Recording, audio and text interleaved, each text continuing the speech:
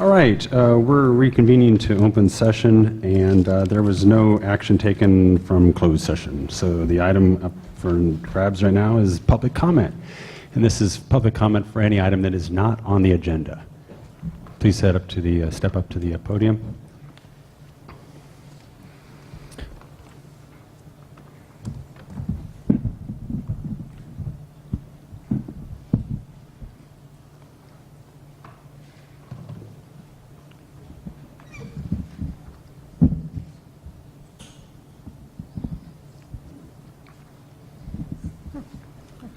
Yeah, I came here to the school board meeting tonight because I'm a resident of Emeryville, have a child, and I live in the district, and I have a child in the district, not going to the schools, but in the district, so I have an interest in the goings-on here. And tonight, you're having a presentation by the Measure J COC, the Citizens Oversight Committee. That committee was chosen by the school board to serve as citizen overseers. So they are school board district officials. You can say that about the COC members. One of them, Dr. Marcelin Kravchuk, just told me... Excuse me, Mr. Donahue. This is an item that's on the agenda, so if public comment is for item that... Not on the agenda. Could you please stop the clock?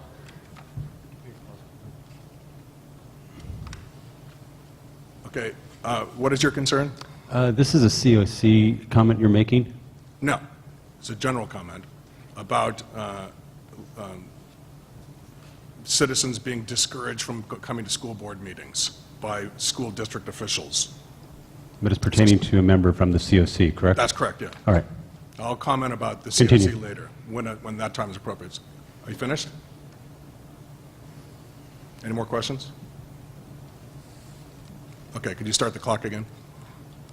Okay, so Dr. Marcelin Kravchuk, she's on the COC. She was appointed by the school board.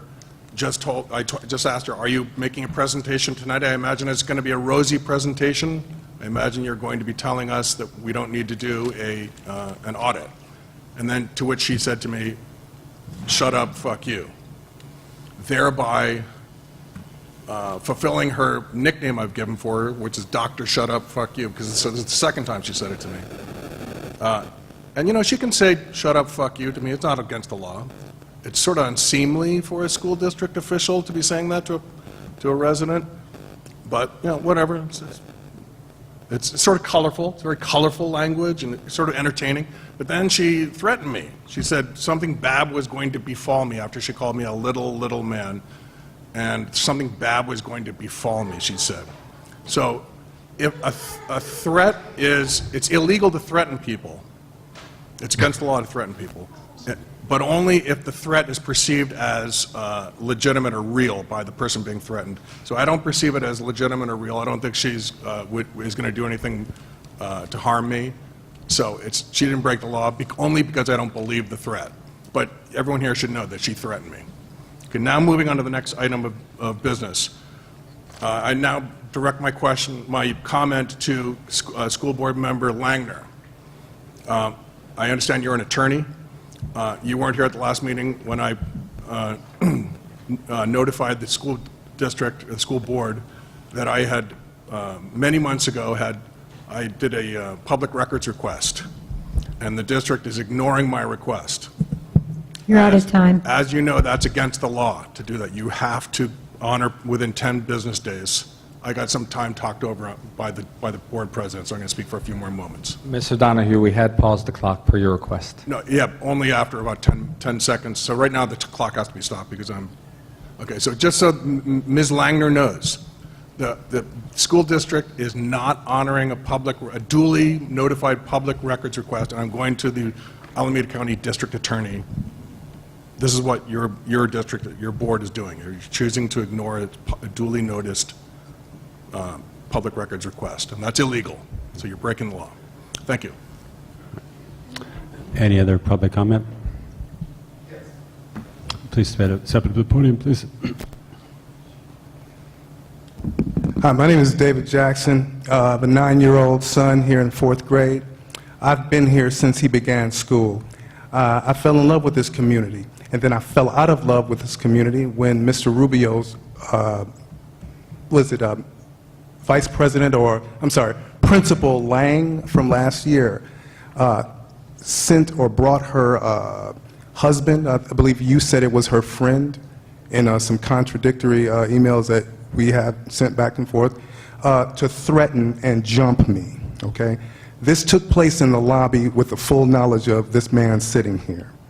This took place with this board sitting. Mr. Rubio tried his best to cover this up. I have numerous emails back and forth with you, Dr. Rubio, lying for the police. I was threatened. A threat was made. I was told to move out of Emeryville. I had been harassed by the police. This all came after I asked your staff members for a week and a half to retrieve a jacket stolen by a classmate. When that didn't happen, I went through the proper channels and his teacher got that jacket back. Your principal filed false police reports stating that I committed a criminal threat, active criminal threat. You followed that up. You also banned me from this school. I just learned that I'm one of many black parents who have been banned. No white parents, no Asian parents, no Mexican parents. I know I don't have much time, but I didn't come here to play around. I came here to say I want to see the people sitting on this board, and I want to see you, Mr. Rubio, out of here. A lot of bad crap has happened since you've been on, since I've been here. I've had some really bad personal experience with you. You are a very corrupt individual. I know this. I see you. Thank you. Any additional public comment? If none, then we'll move on to the next item. Oh, go ahead.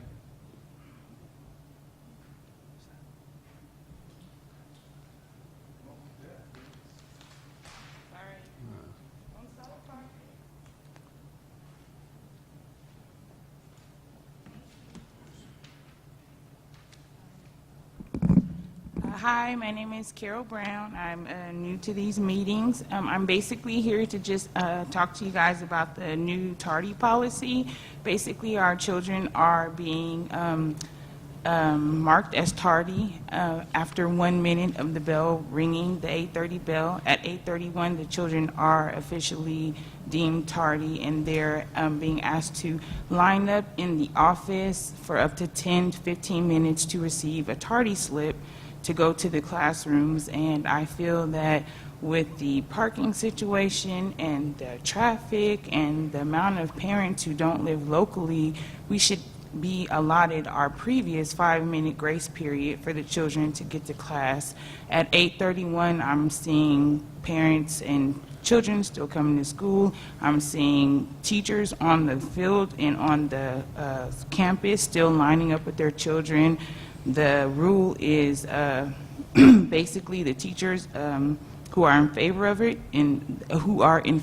it do impose it, and some of the teachers allow the children to come in afterwards. And I just think we should have our 5-minute grace period to get our children to school, find parking. I was told by the principal this morning that we lost $100,000 in funding last year because of the teachers not performing their attendance records the way they needed to be. And just looking on the website for the different rules and regulations, I've seen that the children are marked absent or tardy after 30 minutes, which I feel, gives them enough time to get to class. So we should have that 5-minute grace period. I've never heard of any school that marks a kid tardy after 1 minute after, they're supposed to be in class. So that's really unreasonable. And this morning, I just experienced a little girl being a first grader in my son's class being sent out of his classroom unattended by the teacher to go and get a tardy slip, and she began wandering out of the school, and I stopped her and said, come back this way. She was looking for her mommy because she just left the school, and she's like, my mom dropped me off, and she didn't say anything to me, and the teacher actually sent the little girl out with me and said, can you take her to the office with you and get a tardy slip? And I just thought that was unreasonable. And the little girl began to wander outside, and she could have very well wandered out off of the campus out onto the street because of 1 minute, and it doesn't really make any sense. And with the traffic, where the school is placed at, I think we should have, as parents and students, I think we should have a little bit more grace period, and I think it would start the children's day off a little better, because there's lines of children lining up every morning, disappointed in themselves because they're 1 minute late for school, and that starts their day off really bad. So I really think we should reconsider that. I was told this morning by the principal that it was because of the You're out of teacher time. not performing their attendance records. So I think we should look at that. Thank you. Thank you. I would also, because people normally don't stay till the end of the board meeting, I would like to suggest that be a future agenda item so we could talk about that at another meeting. And I know I'm out of sync with saying future agenda items at the end, but people tend to not stay until the end. So I would like to say I'm going to recommend that be a future agenda item. Thank you.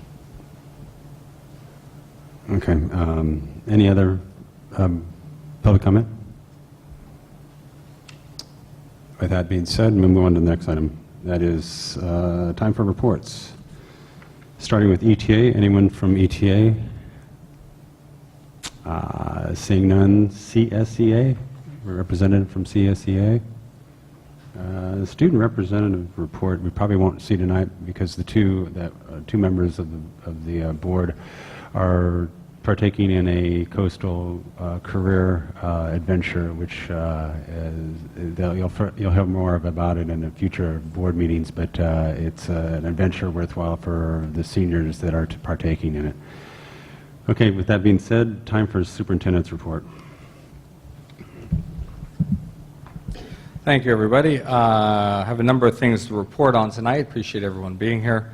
One, I just want to make sure the board and public knows that we did receive notice from the County Office of Education that our Local Control Accountability Plan, our LCAP, which did have a lot of input for teachers and parents, which we appreciate greatly, was approved by the county, so we're very happy to have that taken care of. It's a lot of work. I'd like to thank any teachers and parents that were involved in that, and I would also add thank you for Dr. Kell, because it's a big task for us, being in such a small district, to have to do the same level plan submission that Oakland and Berkeley and everybody else does. So thank you for that.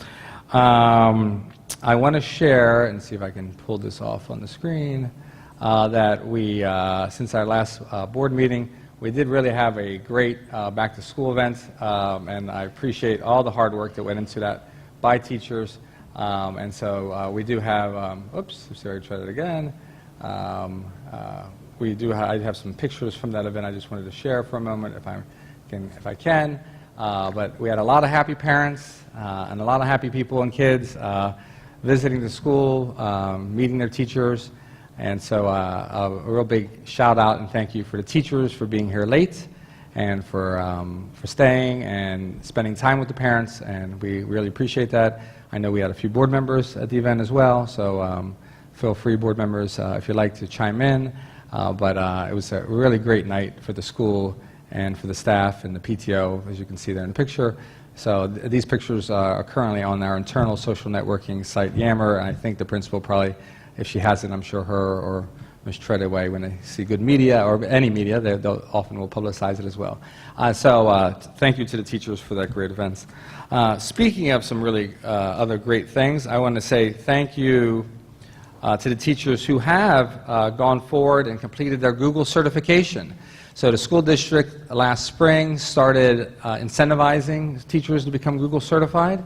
We have Ms. Yeager here, formerly known as Ms. Treadaway, who can explain what that process was like. Ms. Yeager, do you mind just telling the board a little bit about it? And I have a couple checks to present this evening, and we have other checks. I know everyone couldn't be here tonight, but maybe you can fill us in on where we're at and how it went. So this all started last spring. Ms. Lang and I met with the technology coordinator of Berkeley Unified. They're not one-to-one fully, but they have been starting the process as well. So we were looking to collaborate with another local district who is in a similar boat as us. So we met with their technology coordinator, and something that she really said had been very successful in getting people onboarded with Google was doing the Google certification training. So Ms. Lang and I looked into it, we talked about it, and we thought that this would be a great direction for us to go as well.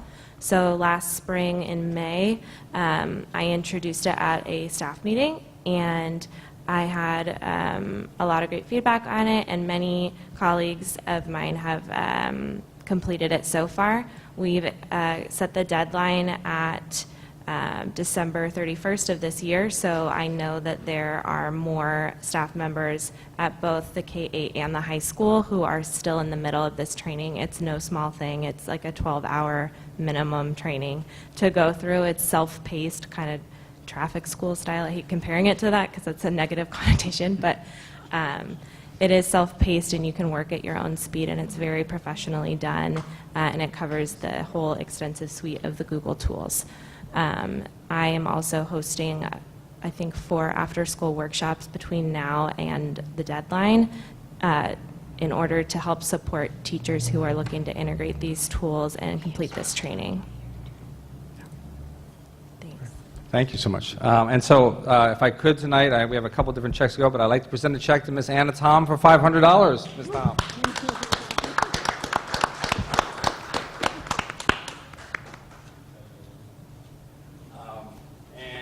And Ms. Treadaway, since you were one of the other staff who did it, we have your check as well this evening. Thank you, Ms. Treadaway. Mr. Jager.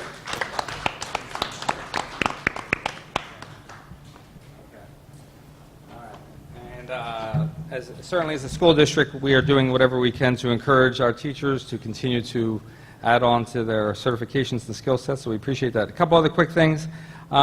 We do have high school students on the college tour right now. I just want to let the board know I heard that's going very well. I want to update the board that we have made some improvements to the library, and Ms. Turner had a vision for what she wanted, and we gave her a lot of support, and she has now a whole new kind of children's section wall and area. So if you get a chance, I'd encourage you to pop in and take a look at that as soon as you can. And we are getting ready to also present some more information to the community regarding our teachers. And so we'll have some more information going out to the community regarding who our teachers are and bios for all of our teachers, and we'll be sharing that with the board soon. That is my update. Thank you so much. All right, thank you, Dr. Rubio. And now time for the board president's report. Actually, could I ask a follow-up question? We have a future agenda item for enrollment, and and I'm wondering if we could just get that enrollment data. No need for a presentation until the future agenda item, but if we could just get that to us so we could look at it. Mm-hmm.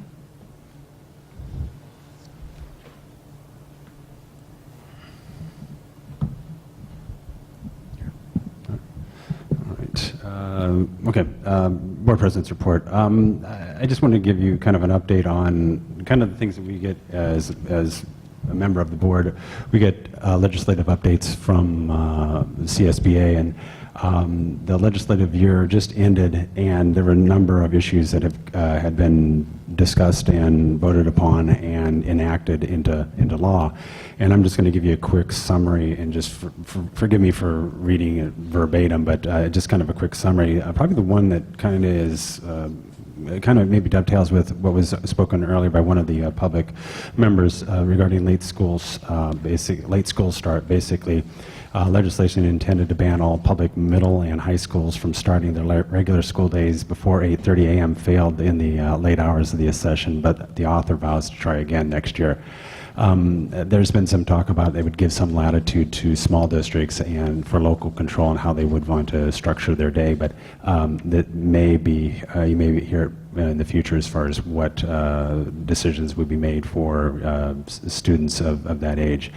Another item that they discussed, and it was actually passed. It was ending meal shaming, and I don't know if you're familiar with that, but I'll read it here. Students in California whose families owe money for school lunches will no longer be given only a snack, a cheese stick, an apple, and a glass of milk, or nothing at all until they have paid up. They'll get the same meal as the other students under the bill the legislature passed this last week. So that bodes well for that situation. Another one is the reserve cap, and there was a deal reached, and the reserve cap is what we structure our budget as far as a reserve and basically a rainy day fund for operations of the school district.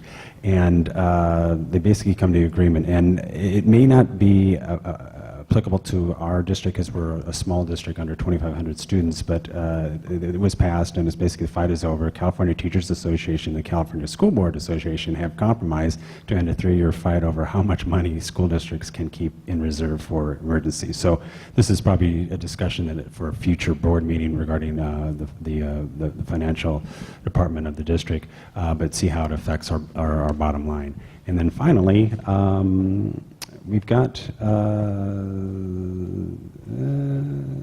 think, and then finally, probably one that's probably the most pressing and probably the most in the news is basically the sanctuary state, and it passed. And that kind of goes back to last December. We as a board passed a resolution to protect students on this campus as a sanctuary campus or similar environment. But let me read this, the first paragraph. SB 54 by State Senate President Pro Tem Kevin DeLone of Los Angeles prohibits local police and other authorities, including those who work at schools, from cooperating with federal immigration agents without a warrant.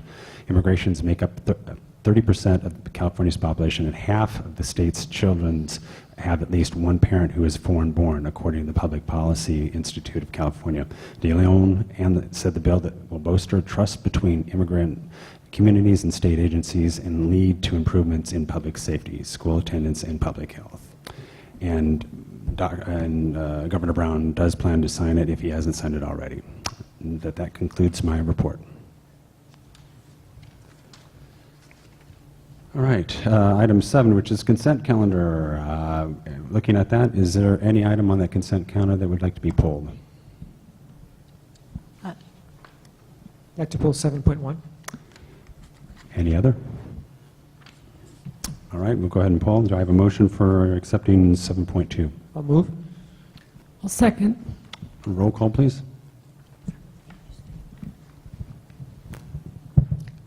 Member Collins? Yes. Member Inch? Yes. Member Langer? Yes. Member Vargas? Yes. President Miriam? Yes, motion carries unanimously. Item 7.1. Thank you, Don. Mr. Vargas? John, a quick question on the big ticket item there. Could you remind us what that payment was to the city of Emeryville?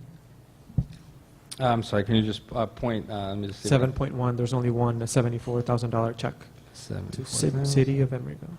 So I'm looking here. I believe, and I'm trying to put my eye on it. 1 second. First sheet. First sheet. Oh, sorry, I'm on the wrong page. Got it, sorry. That is our payment to the city of Emeryville for the property assessment for the Emery go-round that goes in different parts of the city.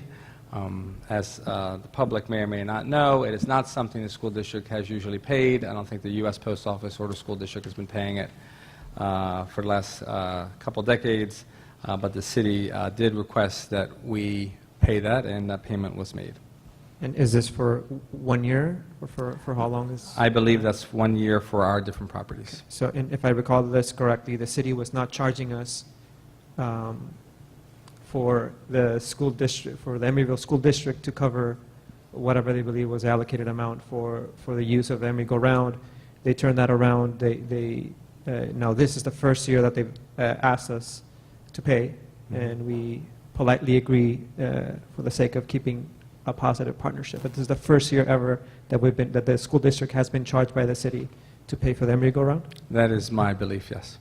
Okay, and then we will presumably pay a similar amount, $74,000. We are, the only thing I would add is that the amount we pay for this property comes out of the joint city-school district maintenance and operations budget.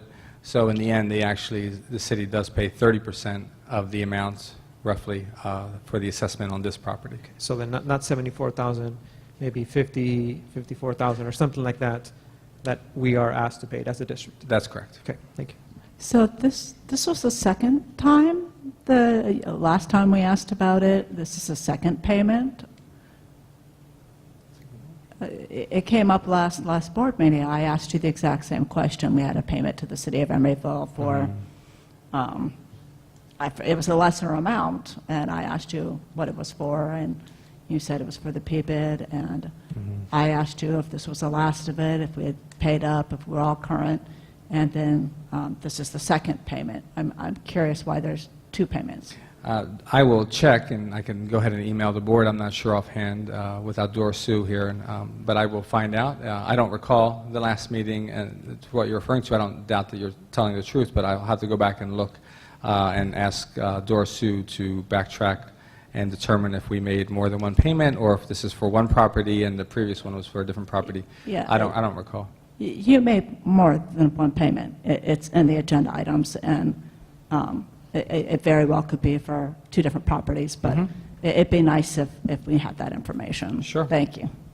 If we're paying more than $54,000, then I would very much love to get a clarification on what that higher amount is. What we'll do is we'll go ahead and have Ms. Tamery follow up and give you a breakdown of how much we paid for each property and for what year. Appreciate it. Thank you. Sure. Is that fine? And Dr. Rubio, that may help, is that in the warrants, if there's a just brief, just say for that property in the description for that line item, is that possible? You know, it might not be because the system we use with the county only Okay. lists it prints out the vendor, the Okay. company, so yeah. Sorry about that. So are we current now? Is there anything else that we're going to have to pay for the PBID? Everything's I believe Done. we're up to date. up to date, and there's nothing else that we should know about regarding the PBID? Nothing for the 16-17 school year that I'm aware of. Okay, thank you. Sure. If no further comments? All right, no further? If there is any other comment, if not, we will have a motion. I'll move. I will second that. Roll call, please. Member Collins? Yes. Member Inge? Yes. Member Langner? Yes. Member Vargas? Yes. President Merriam? Yes, motion carries unanimously. On to item H, it's discussion items. And we're starting out with 8.1, the annual report for the 2014-15 Citizens Oversight Committee. Dr. Rubio, can you shed some light on that? Sure. Good evening. We have a number of members here and leadership from the Citizens Oversight Committee. They are really a group of amazing, great volunteer citizens. They're not district employees.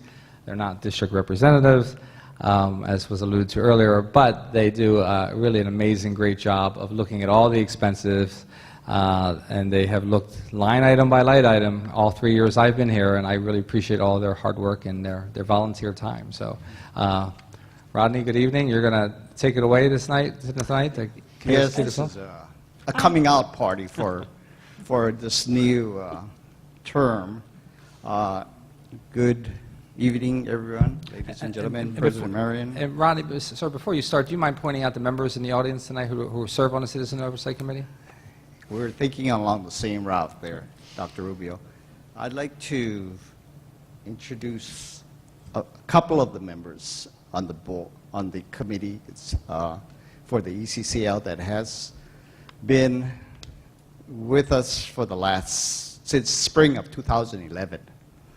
And as all of us know, it takes a team, it takes a family, it takes a village to, first of all, come up with the ideas. And I want to highlight, I guess it was back in 2000, from what I understand, where Vice Chair Josh here and got together for a strategic plan for the city of Emeryville and the school district that surveyed the citizens and the staff and the faculty about how to make the school and the school district into a 21st century institution that could meet all its demands and beyond. So Josh Simon is here tonight, and also Dr. Marcelin Kravchik there that has been with the committee since the spring of 2011. And with their input and leadership and vision. We have, ladies and gentlemen, been able to build this facility, occupy it for a year, and now going into its second year of really turning out students that we all hope will see the investments of the whole community. And not only the whole community, but there was, from what I understand, there were state and federal institutions that were also interested in this project. And as long as I've been here and through my previous participation in civic community projects, this is a real showcase for the whole state, especially for the Bay Area. And I know that Brad has had many tours from many other school districts or organizations about how this works and how did it work. And Brad and all Pedro, you know, they're the ones that spend a lot of time working with the architects and the various stakeholders in meetings and walkthroughs to really get into the details and nuts and bolts of how it would work. And, you know, they'll probably have a litany of stories to tell you. And I'm pretty sure that they want to get a chance. But I'm here just to have the distinct honor and pleasure of presenting our two annual reports for the 14-15 year and this past 15 and 16 year, and the 16 and 17 year will be coming in sometime next year. There's copies made. Thank you, Lisa, for making copies. Everyone, it's available to you to look over, and you know, if you see something that comes to your attention, please take note of it, you know, and we'll discuss it at the next meeting. And so we're also looking for input at this time, because I don't know when the last Citizens Oversight Committee was organized for any of these city projects. But I know that Emeryville is one of those unique cities that wants community participation, appreciate it, and really they'll take your comments to heart to make this a better city. Again, it's a distinct honor and pleasure to have been on this committee for the last 6 years. And I know that I think we, from what I've heard, the returns have been just tremendous. So, does anybody have any member have something else to say? Let me just add, I want to introduce Mitch Fine, who's on the committee as well. And I wanted to say one of the things that I've appreciated about watching the committee, I came on a couple of years ago after leaving the school board in order to be able to have some continuity, as we've had a lot of change over the years. But what I've appreciated is the range of expertise, from accounting to construction to people with education experience and people with, and Marcelin makes sure that we dot all the I's and cross all the T's. I would say that I think there's still some more work to be done. We have a number of recommendations that have been ongoing recommendations for several years in a row that we'd like to work with the school board to see fulfilled, such as having the student representatives and having student voice on the committee. And I know that there's efforts towards that end. And I'd like to say we are somewhat hobbled by being a volunteer committee, and we're not allowed by state law to have staffing. So we do as much as we can as volunteers. But as you know, we came to the board at the end of last year's session to just emphasize the need for keeping an eye on the warranties, and we're very pleased to see on tonight's agenda a review of the warranty work.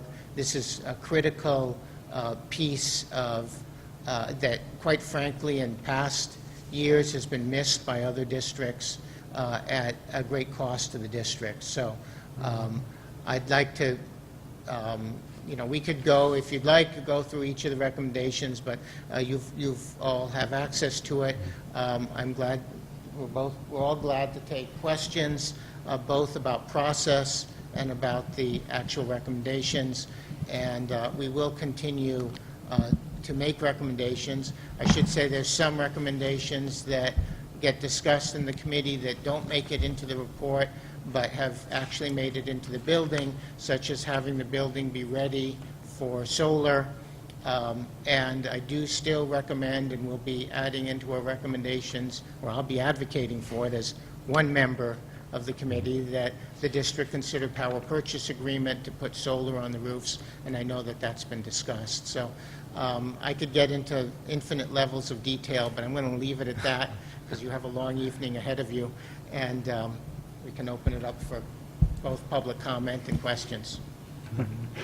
Any other comments or any other further discussion on that? If not, time for public comment regarding this item. Please step up to the podium.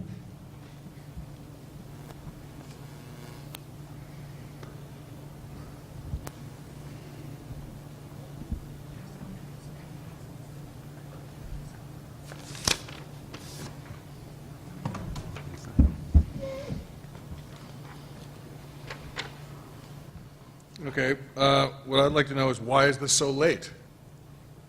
So we're just now seeing the COC report from 2014-2015. Why is this so late? Why wasn't this released in 2015? So I hope that you guys discuss this and the public gets to find out why it's so late. And then I just wanted to correct the record. There's a few things that were said here that were not accurate.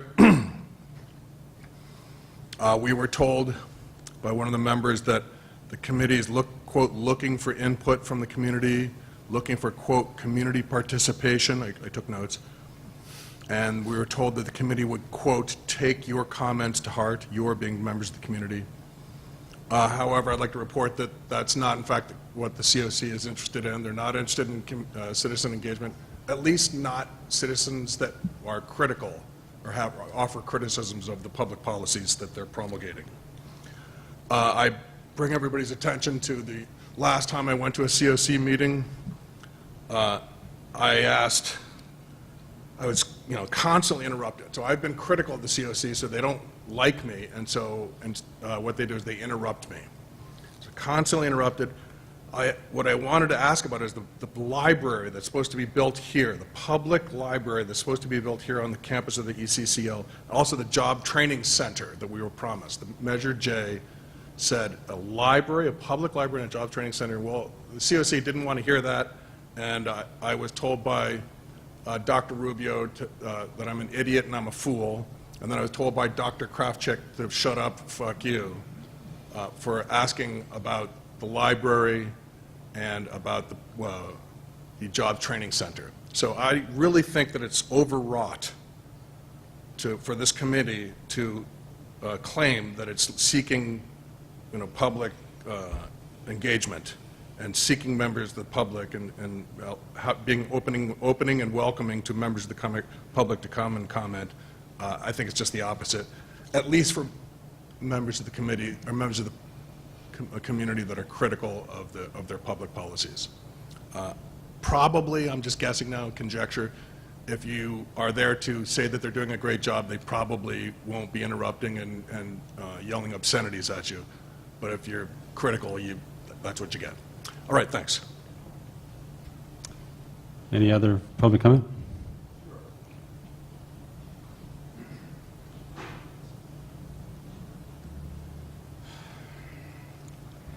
I'm not here to cause anyone problems.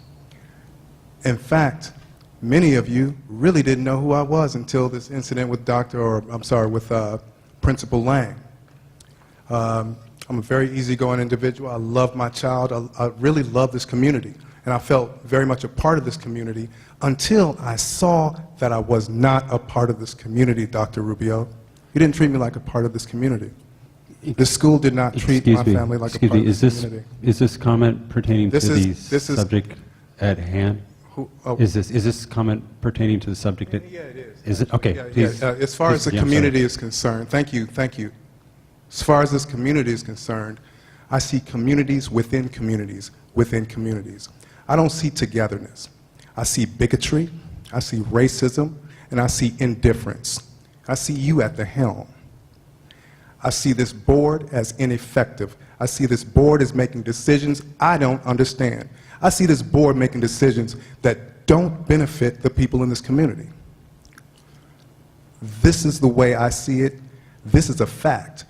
This board is not here for me. This board is here for affluent people and ass kissers. That's it. Mr. Jackson, I'm going to have to ask that you refrain from speaking. I'm gonna sit down right now because I can see that I'm going to be interrupted. This gentleman said I understand, but we're not going to do that. We're not going to do that. I'm going to control myself, and you're going to control yourself. I'm very pissed off at this school. I'm very unhappy with your leadership. Okay, I get that, Mr. Jackson. And Okay. Mr. Jackson, my doors are always open to you still. And Mr. Jackson, I don't trust your door open. I understand. I trust this right here where everybody can see what's going on. That's great. Mr. Jackson, right now, comment is on the COC report. I'm making a comment. I've made my comment. I'm done. Great. Thank you. Further comment?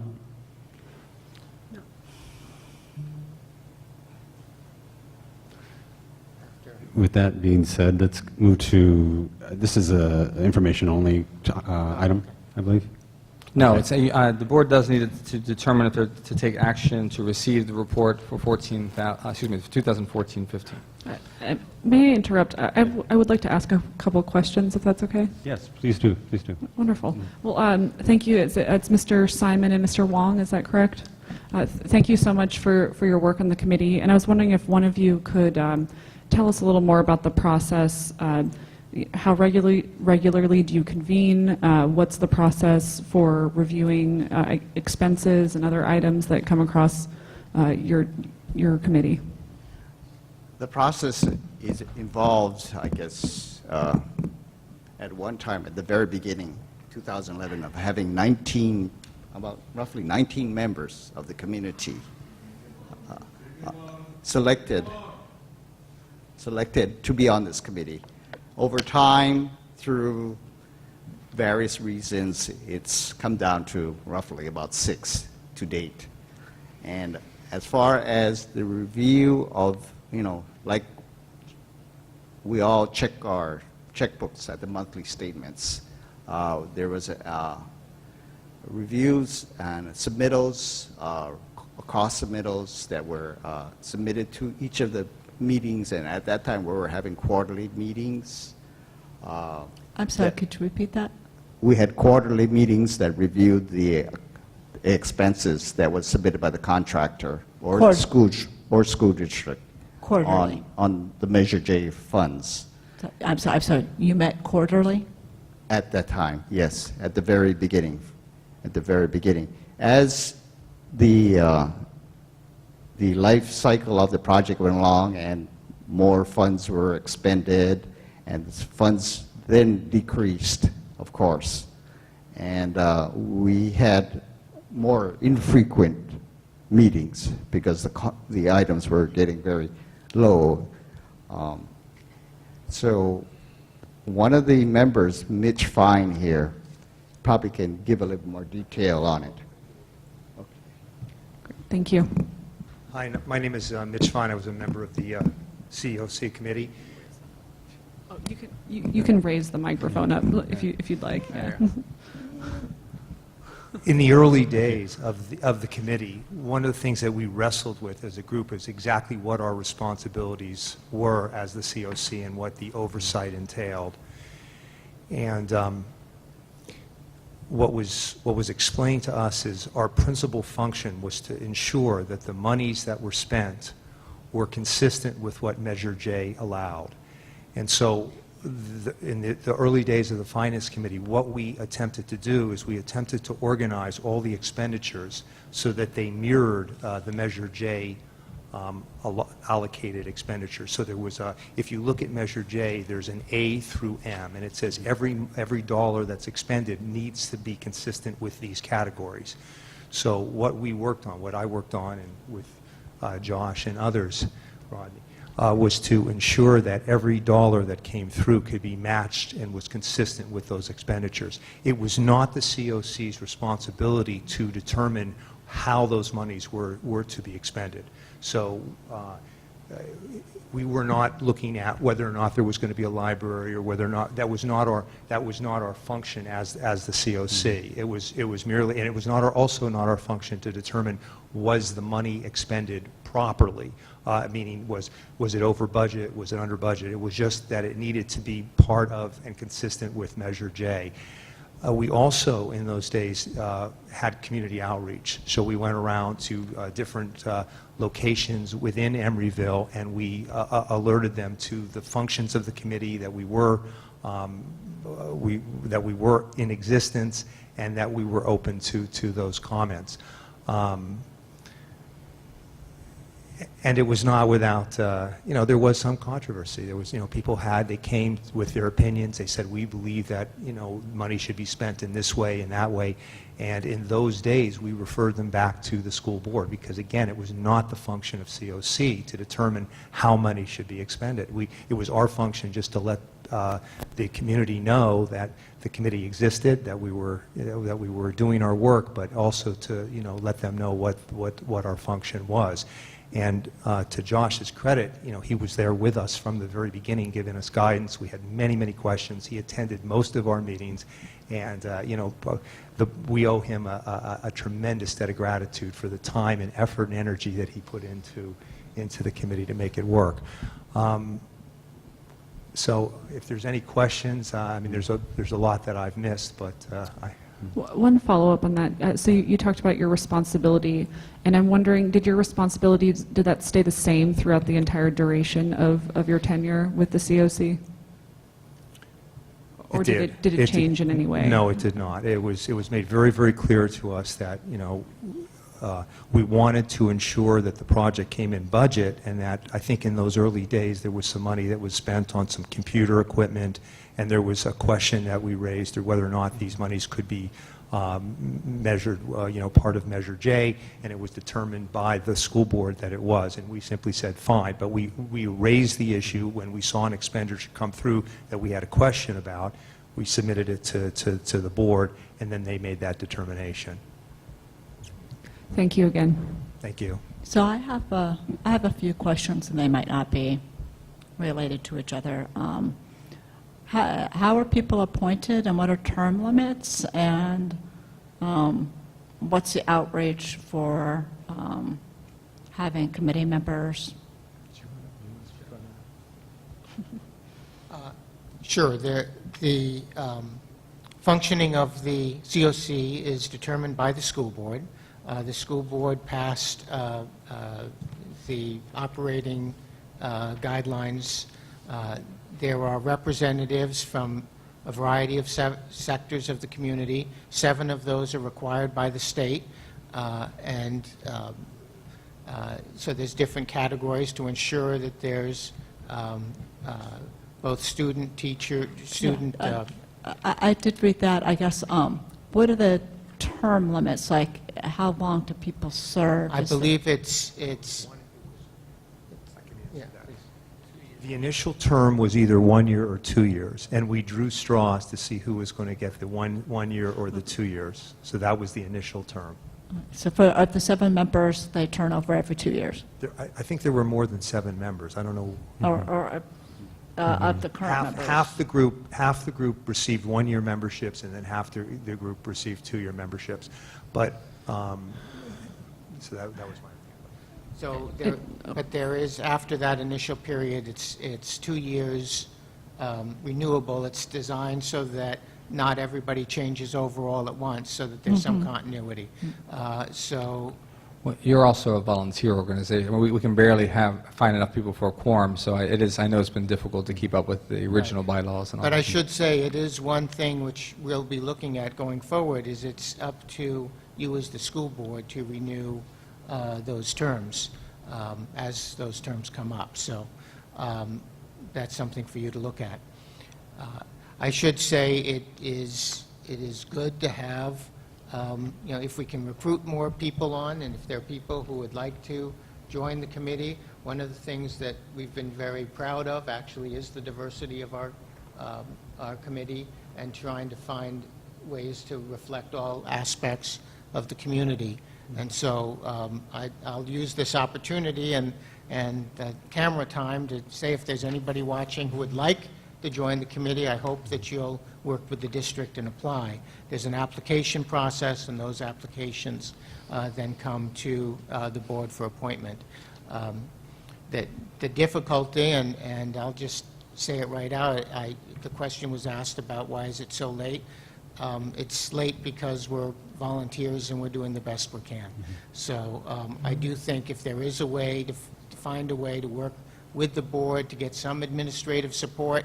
Our past chair was lucky enough to be able to get married, and her wedding took precedence over the report. We apologize that we weren't able to get that out, but I should say that we have worked rigorously with the superintendent, and when times came, like several months ago, we've come directly to the board when issues that we thought were important came up.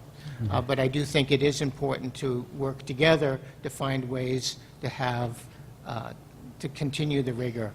We did also, to answer your previous question about how often do we meet, so for many years, in the initial years, the committee met monthly because there was just so many checks. As we got towards the end of the construction, it switched to quarterly because there just wasn't as much to look at. In the initial years, there were a lot of discussions about spending money on computers, spending money for community engagement, which was actually part of the Measure JJ money. That issue finally got pushed by the City Schools Committee, which asked us to reduce the amount of money, and that's not our decision. So there's a lot of, the big piece of the report, in both reports, is what is the role of the committee. So I would encourage people who want to know what the committee does to look at that. Our role is really to make sure that the expenditures are for what the voters voted for. So we don't have say over whether or not the district decides to enter into an agreement, for example, for a library. We advocate for it, we think it's a good idea, but ultimately it's your decision and the decision of the administration. But we can tell you that expending funds to do so is an eligible expense. I should also say that the list of items, as a person who was on the board at the time, the list of items that would be at ECCL was a list of potential items. So although we have space in the building to do a jobs training place, or at least it was originally designed, I'm sure the space might be used differently now. It was not a requirement of Measure J. It's just one of the many things that we hope to be able to do. But I should say the school district, Measure J is not just for this building. So the school district has 2 other buildings, and if the board decided to work with Peralta College, as others have, or other colleges, and bring a job training center here, I, as one committee member, would support it, and it's something that we originally talked about. It's part of the original vision of making sure that our schools, all 3 of them, all 3 facilities, are a place of opportunity for all members of the community and a place to come together as a community. Great. I've spoken Thank you. too long. No, we appreciate your time and we appreciate your effort, absolutely. I do have a couple of questions. So can someone Yeah. tell me if there's currently a student sitting on the committee? We've offered it out to the various student bodies over the years, and I think there was one, but at the beginning, we had some students on it, but since then, it's, yeah. Well, yeah, but they've, when they graduated, they left, and there were no replacements for these students. Yeah. And yeah. another question, when's the last time you did outreach for membership? We try it, we bring it up at each meeting. We talk to the superintendent, and they try to go to the various grades and the classes for, an opportunity and for announcement. Yes, somebody in junior or sophomore year, this would be a great opportunity to get civic activity. And we're happy to share that information again. It's been a while since we put anything on the website looking for members, but we are happy to put it on the website, and we're happy to forward it on to our secondary school principal and the high school and see if we can find some student members. Any Great. other questions? Thank you again for your time and for your effort. I had a quick couple of questions for you. I did review the findings. Thank you again. They're very, very detailed. Would you consider any of those findings critical, something that we should absolutely address now? I'd love to get your thoughts on that.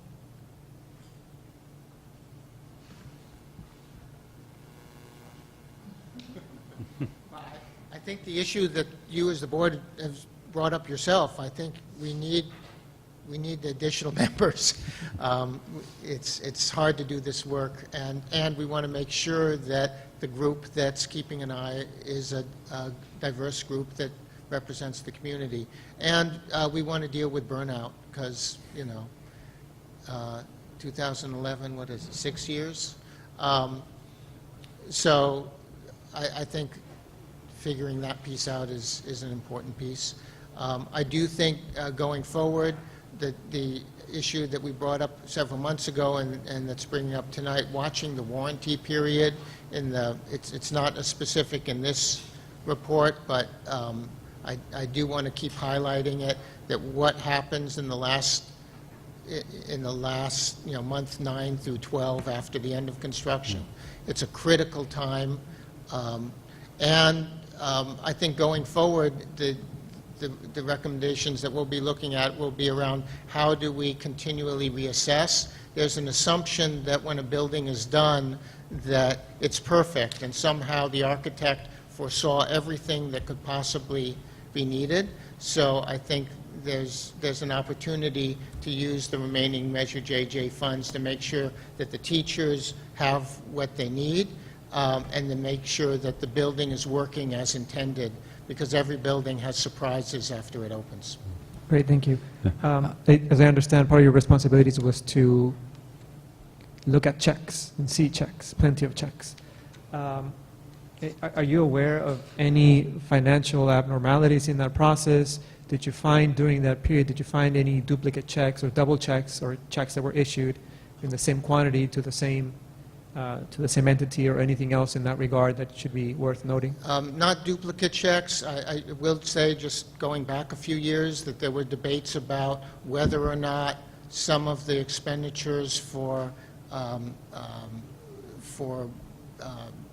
school staff were eligible. We did end up bringing that to the state and getting a state discussion of that. So, for example, and working with the attorney, so the school architect, for example, there was a question of if it's a school architect, is it an eligible expense? It was determined that yes, it was. There were questions about could different staff, at one point the superintendent was put on, and that it was eligible during one period of time when he was spending a lot of time, but they kept him on afterwards, and at that point some funds were reallocated, so it was taken off of Measure JJ. So there have been things that have been caught over the years and then fixed.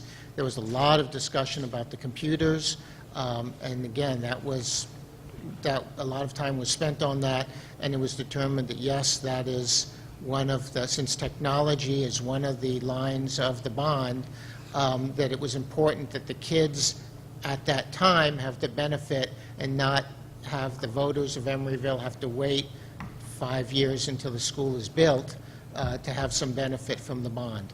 So those are the issues that I remember. There might be other issues that...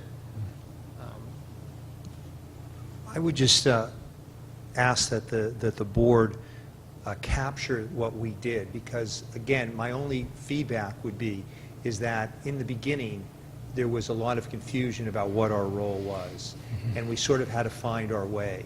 And I think we've, in the process and in the work that we did, I think we've created some pretty good structure.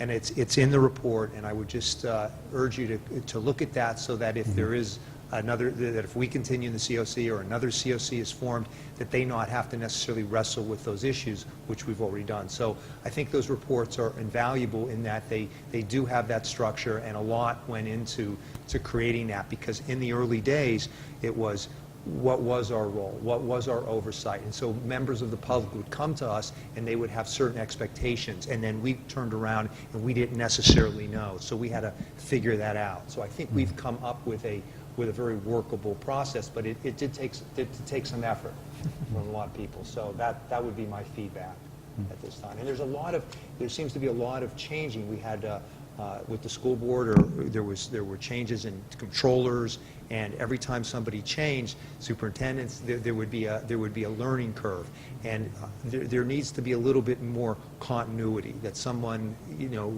who's familiar with it, so that when the board is formulated or reformulated, somebody can come in and say, this is your role, this is the structure, so that the public is aware of that and the committee is aware of that, because there was a lot of kind of back and forth in the beginning that I think we've wrestled with and resolved. So that would be my feedback.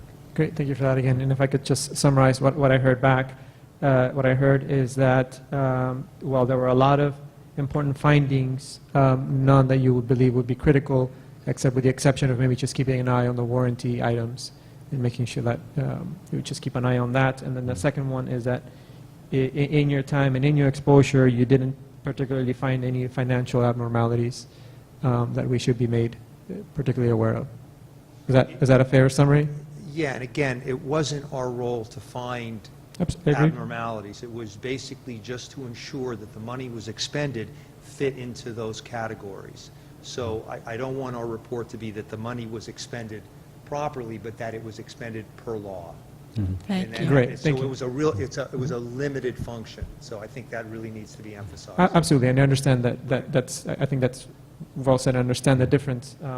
But however, you do come from a very great position. This committee had a great position to be exposed to such things, and so it's good to hear that there was nothing there that sort of caught your eye or your attention. So thank you. But if I could just clarify, when things did catch the committee's eye, I think to the benefit of the different administrations, the administration corrected them. So I think it was sort of a self-correcting system, that issues were brought up, they were raised, they were vetted, and they were either cleared or corrected. So I would just amend the feedback that there were no uncorrected issues throughout the process to date. And we continue to look, so if there are, we're looking for them. And thank you for initiating that. Thanks. Yeah, and I will reiterate that we did bring issues up, and that we would ask for advice and counsel on whether or not the expenditures were proper. And as Josh just said, it did come back to us and it was reviewed. So that process did work. Let me add that since day one, this committee had to formulate a workable end product, which you see today, from the verbiage, the dreams, and each stakeholder, the construction company, the architect, the school board, they had to make sense out of this big picture and how to come up with a product that the public can understand, that the accountants can understand, that the construction company can understand. And come to this point, this is what we achieved. And we do have audits. The independent auditing firm went through the audit that the committee did to say that the funds were spent according to the original intent of the Measure J. And so, yes, it's more than what you see here. It may look like, gosh, it's from a professional firm that did this. But no, it came from your fellow citizens sitting down and explaining, where does this go? How do buildings get constructed? I remember those discussions. You know, how does the contractor get paid? You know, what's the process? And all of that. I'll just add for everybody's knowledge that also in the audience tonight is Mr. Ben Levitt, who is our auditor who, besides auditing our school district books, Mr. Levitt, if you'd like to stand up for a second so everyone knows who you are. He also audits the yearly bond measure expenses as well. So besides the COC doing an amazing, rigorous job of looking at every expense, it is also formally audited by the firm of I always mess it up, Ben, sorry, CWDL. And so we appreciate you being here tonight. I think you have no further questions. Yeah. I have just one question, Mr. Wong. The audits, they're accessible to the general public, correct? They're for purviews of the, okay. Yes. I just want to make sure of that. And then from what I've read through the documents, they both contain the performance audit and the financial audit of the project, correct? Yes. Okay, thank you. Any other questions from the board? So to clarify, you met once a month for an hour and a half for several years with some subcommittees, and then more recently, you met every other month for an hour and a half. Oh, yes, yes. We Those- met formally during those times, but we also had a lot of meetings where we would get together on community engagement meetings with the public or the various departments. I guess faculty. what my point is that the amount of time you spent looking at financial things was Yeah. 1 hour. Hour and a month, half.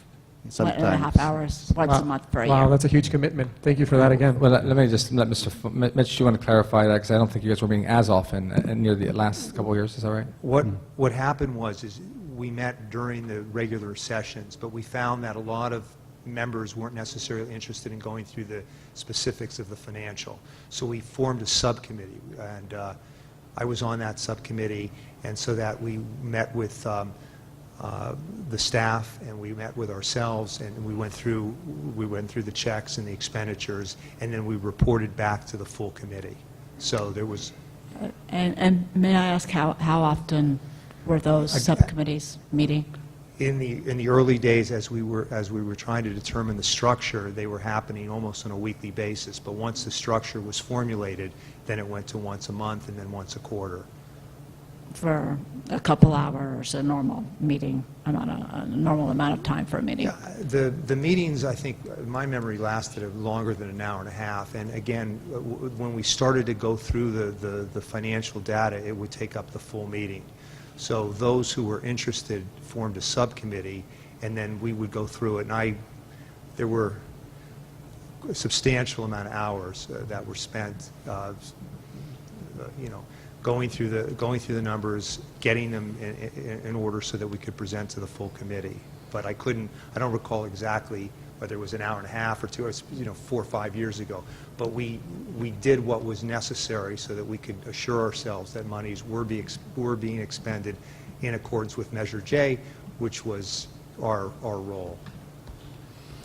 Thank you. All right, any other questions? And Dr. Ruby, did you say that this was a motion, or was it just information only? I'm sorry, Ms. Tamer was correcting me. I believe we just received the report. Josh, is that right? I always forget if we vote on it. So the board, the action is just to receive the report. Okay. If that's the case, we'll move on to the next item, which is a continuation of this. It's for 2015-2016 COC committee. I have no questions on that. I read that. I read both. The report is printed up. please go ahead and take a look at it. And as far as the readability, the comprehension of it, we were dealing with members that had never been on a project like this, and that took into account A to Z on how a project gets put together. And it was an explanation. Subcommittees were made, as Mitch mentioned, to make the financial information understandable by the committee. Some people felt that it was over their head. They dropped out. They resigned from the committee because of that. There were other people that wanted to have their idea of an academic facility inputted. And it was a matter of when the facility is done, it's up to the school board and the superintendent to include it into the facility. And that will go on from now until infinity. So it's a workable document. It's not perfect. It's a workable document, an understandable document, and an effective document to accomplish what the original intent of that big picture at the beginning back in 2010 to accomplish.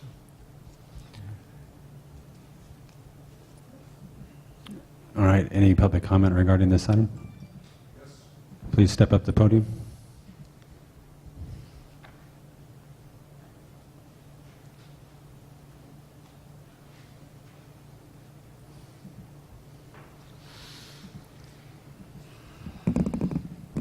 Okay, I'd like to correct a few things that were not accurate, that were said, for instance, by Mr. Simon.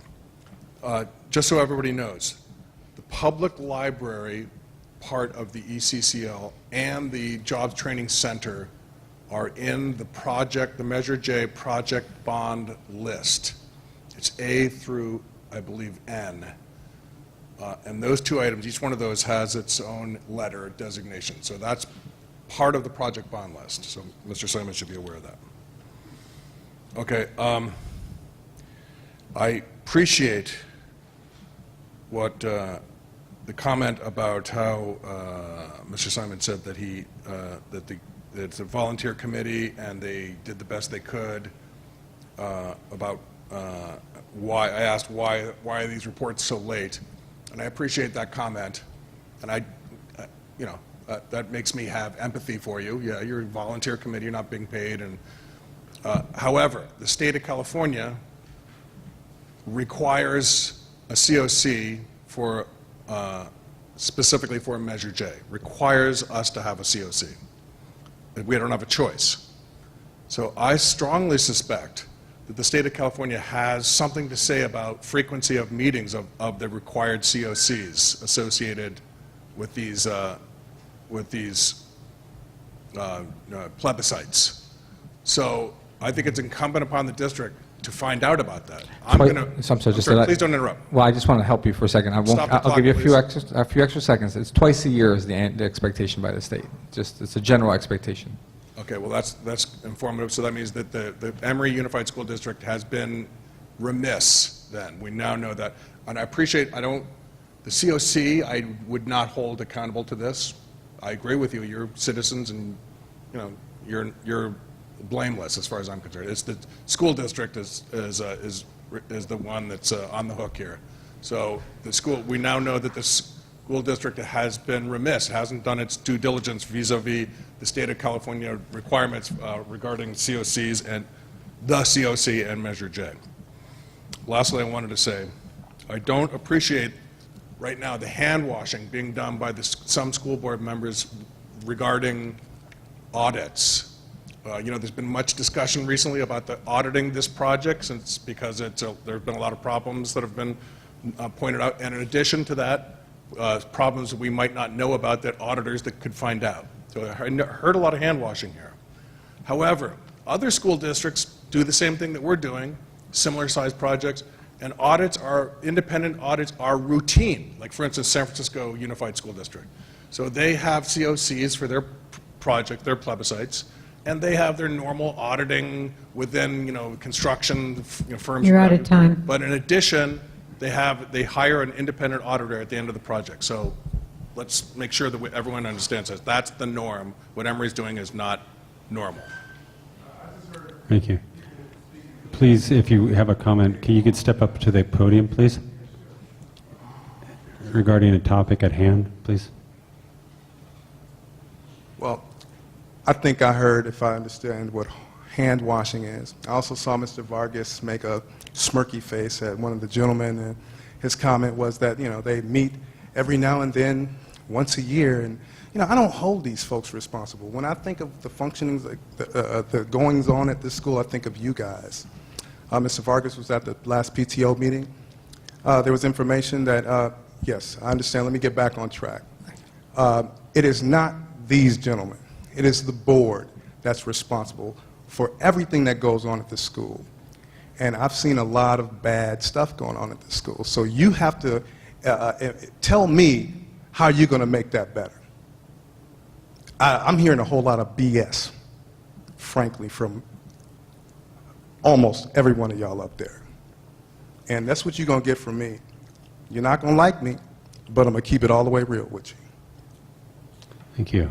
Any other comments? All right. That is information only. I have one clarifying comment. Yeah. And this is for anyone on the COC. I'm just a little confused because I thought that I understood that you met monthly at the beginning and then quarterly beyond that. So this idea that we weren't meeting our twice yearly requirement, I don't understand where that's coming from. And could you please confirm that we did in fact meet our twice yearly requirement? Yes, we met in the beginning monthly, and then towards the end it went quarterly. But our meetings were actually more than monthly. I mean, there were community engagement meetings, there were subcommittee meetings. The chair of the finance committee met with staff multiple times. There was a lot of communication in those early days and throughout the process. So I think we did meet those requirements. But there needs, I think, to be a mechanism for communication from the community. And it's not my position to say that, but I've heard.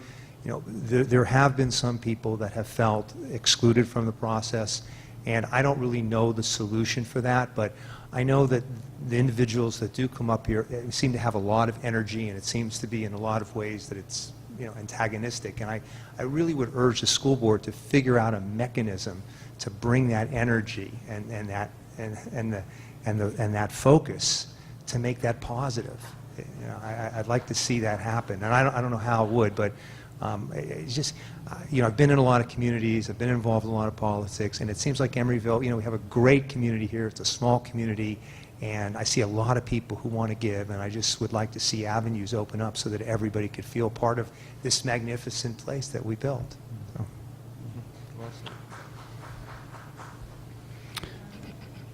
Any other questions? I do want to lend my thanks to everybody who served on the COC, and I know it's a tireless endeavor, but your giving of yourself has helped this process. Some people don't think it is that way, but in the big picture it has, because you represent the average person in this community that has a say in what goes on. And that's the power of what we have here in this community. So I want to thank you again for all your efforts. Thank you. Is the board receiving the report then? Yes, received. Thank you. Item is 8.3 is the ECCL warranty update. Yes, good evening. We have tonight with us some great staff from the city who've been helping. One thing I didn't say in my update in the beginning of the night was that one thing we did just a few days ago was we had a very thorough warranty walkthrough. We actually had a COC member join us. We had architects. We had outside third-party architects who had no connection to the project. We had another third-party company who was the third party that reviewed the change orders from Turner Construction. We had Turner representatives, and we had Swinnerton representatives. And with the city staff and myself, we went thoroughly through the entire site. While there were no students here on Monday, and we tried not to disturb the teachers in their training. And we went ahead and we were able to review all of the warranty items, and we were able to find a few more things that we were able to determine either would make the list or were something that the district needed to repair. It wasn't a warranty item, but we made a very thorough review, and I want to say thank you to all the entities who were here Monday, and thank you again for being here tonight. So tonight, this evening, we do have Brad Huffenberger, who's available. Brad, if you don't mind coming up.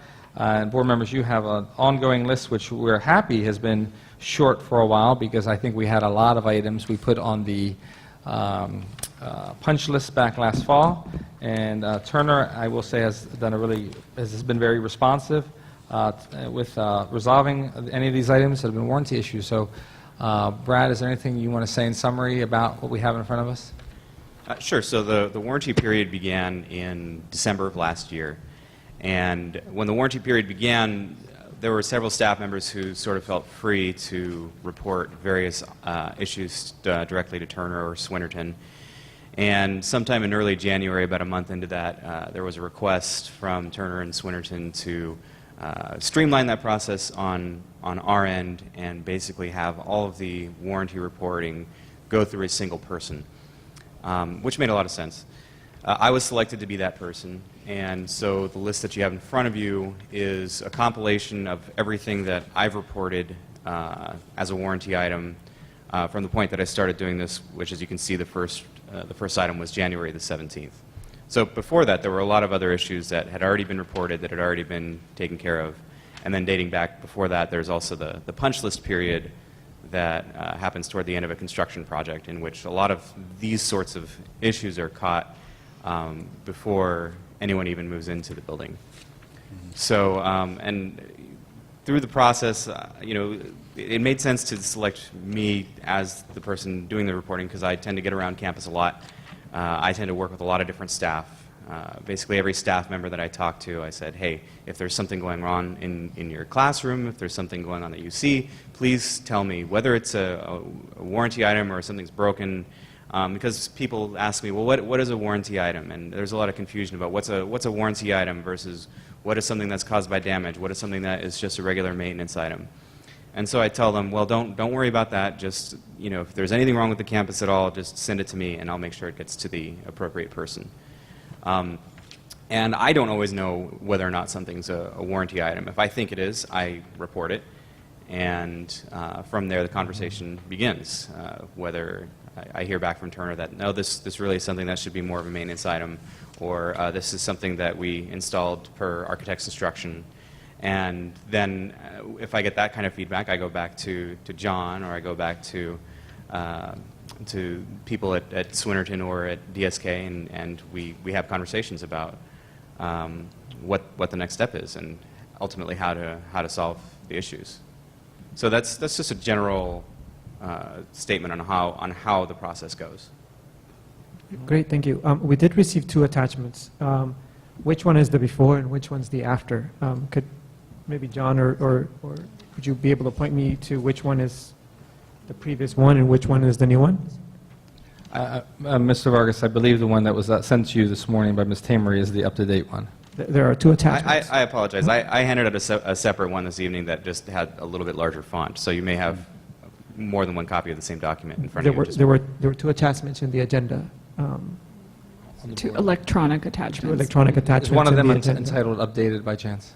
One says warranty list, the other one says updated warranty claims. That's the latest one. The one that's titled updated. Okay, so I should not be looking at warranty list. If you would, I'm sorry. If you would look at the updated one. We don't usually remove the other items just because we I just want to got it. Sorry about know that. which list to look at. I'd love to, my personal perspective as to why we would want to see this list is to see movement and driving these items into completion. So with that in mind, John, would you be able to speak as to how many items were completed since the last time we saw this list? And if we don't have that information, can we, as we see these updates, can we talk about that in those terms? Meaning something like we fixed X amount of items and we have X amount of items to go. Sure. I mean, if you like, what we could do in the next board meeting, not the next board meeting, excuse me, the next time this comes back to you is the second meeting of October. Brad, if you don't mind, maybe we can mark on this list for the next meeting in 4 weeks which ones have changed since this presentation.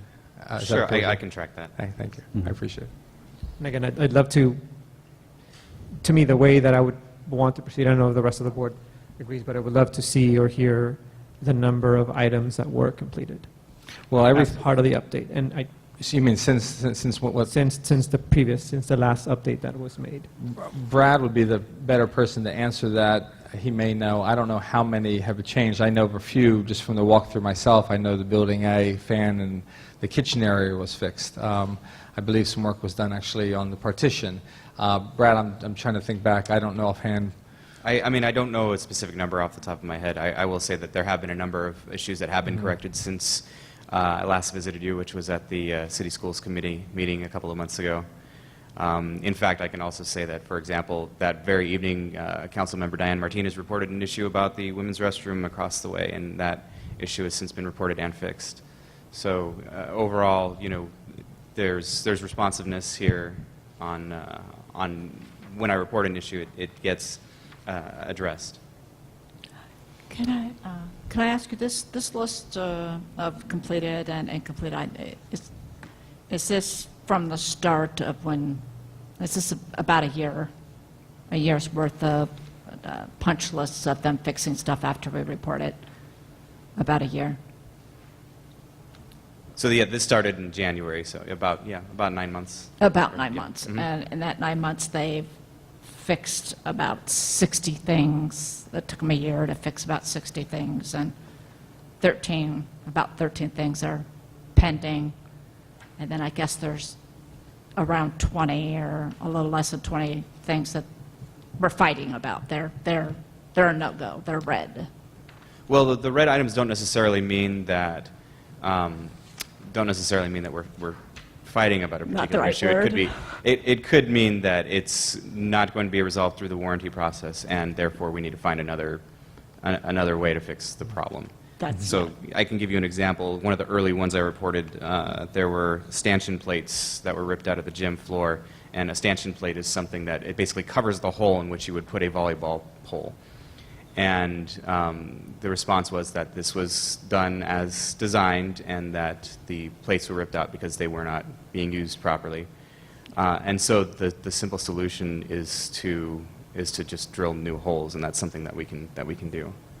And then my other question is, so these items, they come to you, people report them to you every day, people that are walking around the campus, students, teachers, council members, that's how this list is created, aside from, I guess, the superintendent and board president walked through the campus as well?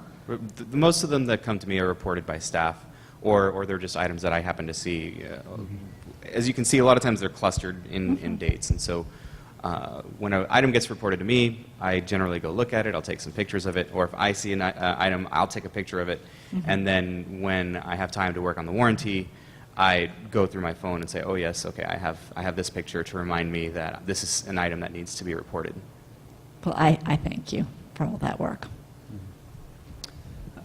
In addition to the sort of getting through these items, I would just like to make one more push. We have a couple more months left on the warranty, and so continually getting out the word to teachers and staff and other members that are here in school to keep their eyes peeled for problems and to really promptly report them so that we can get them on this list so that they're locked in and we can resolve them. Again, it's my understanding that if something's on this list and it's not resolved by the end of the warranty period, it sort of carries over, and we've committed to fixing those items. So I think I've said this at every meeting, we've talked about this, but we need to report everything we can find in the next 3 months. Well, yeah, absolutely, and I actually attended a teacher meeting 2 weeks ago in which all of the teachers were present. And I made that announcement, and after that, I had several more items reported to me that we're able to get taken care of. Perfect. And I'll continue to do that. Well, I was going to ask one more question. Well, yeah, just clarifying questions for the speaker. Continue if you had a question. Margaret Hinch. But you have not walked through with a professional inspector who knows how the measurements that should be, or somebody that actually has a knowledge aside from just pointing out problems that can spot things that an everyday person wouldn't spot. Have you walked through the school with somebody of that nature?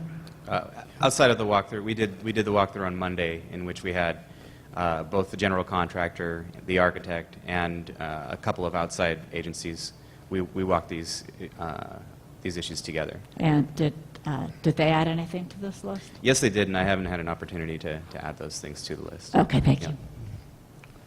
Okay, I'm going to let public comment for this. Still have We'll come back to it, because we were supposed to have public comment after they spoke.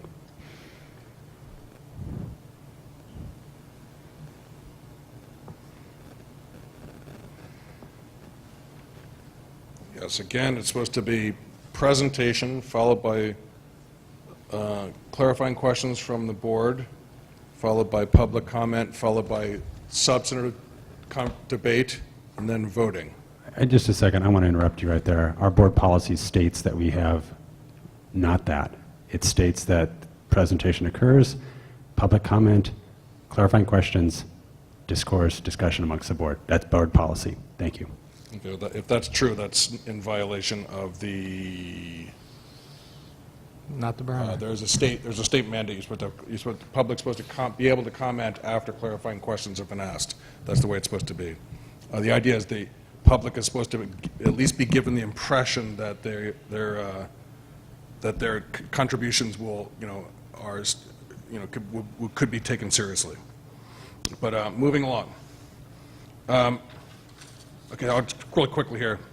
Okay, item 25 and one of these sheets is talking about sealant needs to be used, and that's why it's got a red bar. So red bar means it's issued, not covered by the warranty.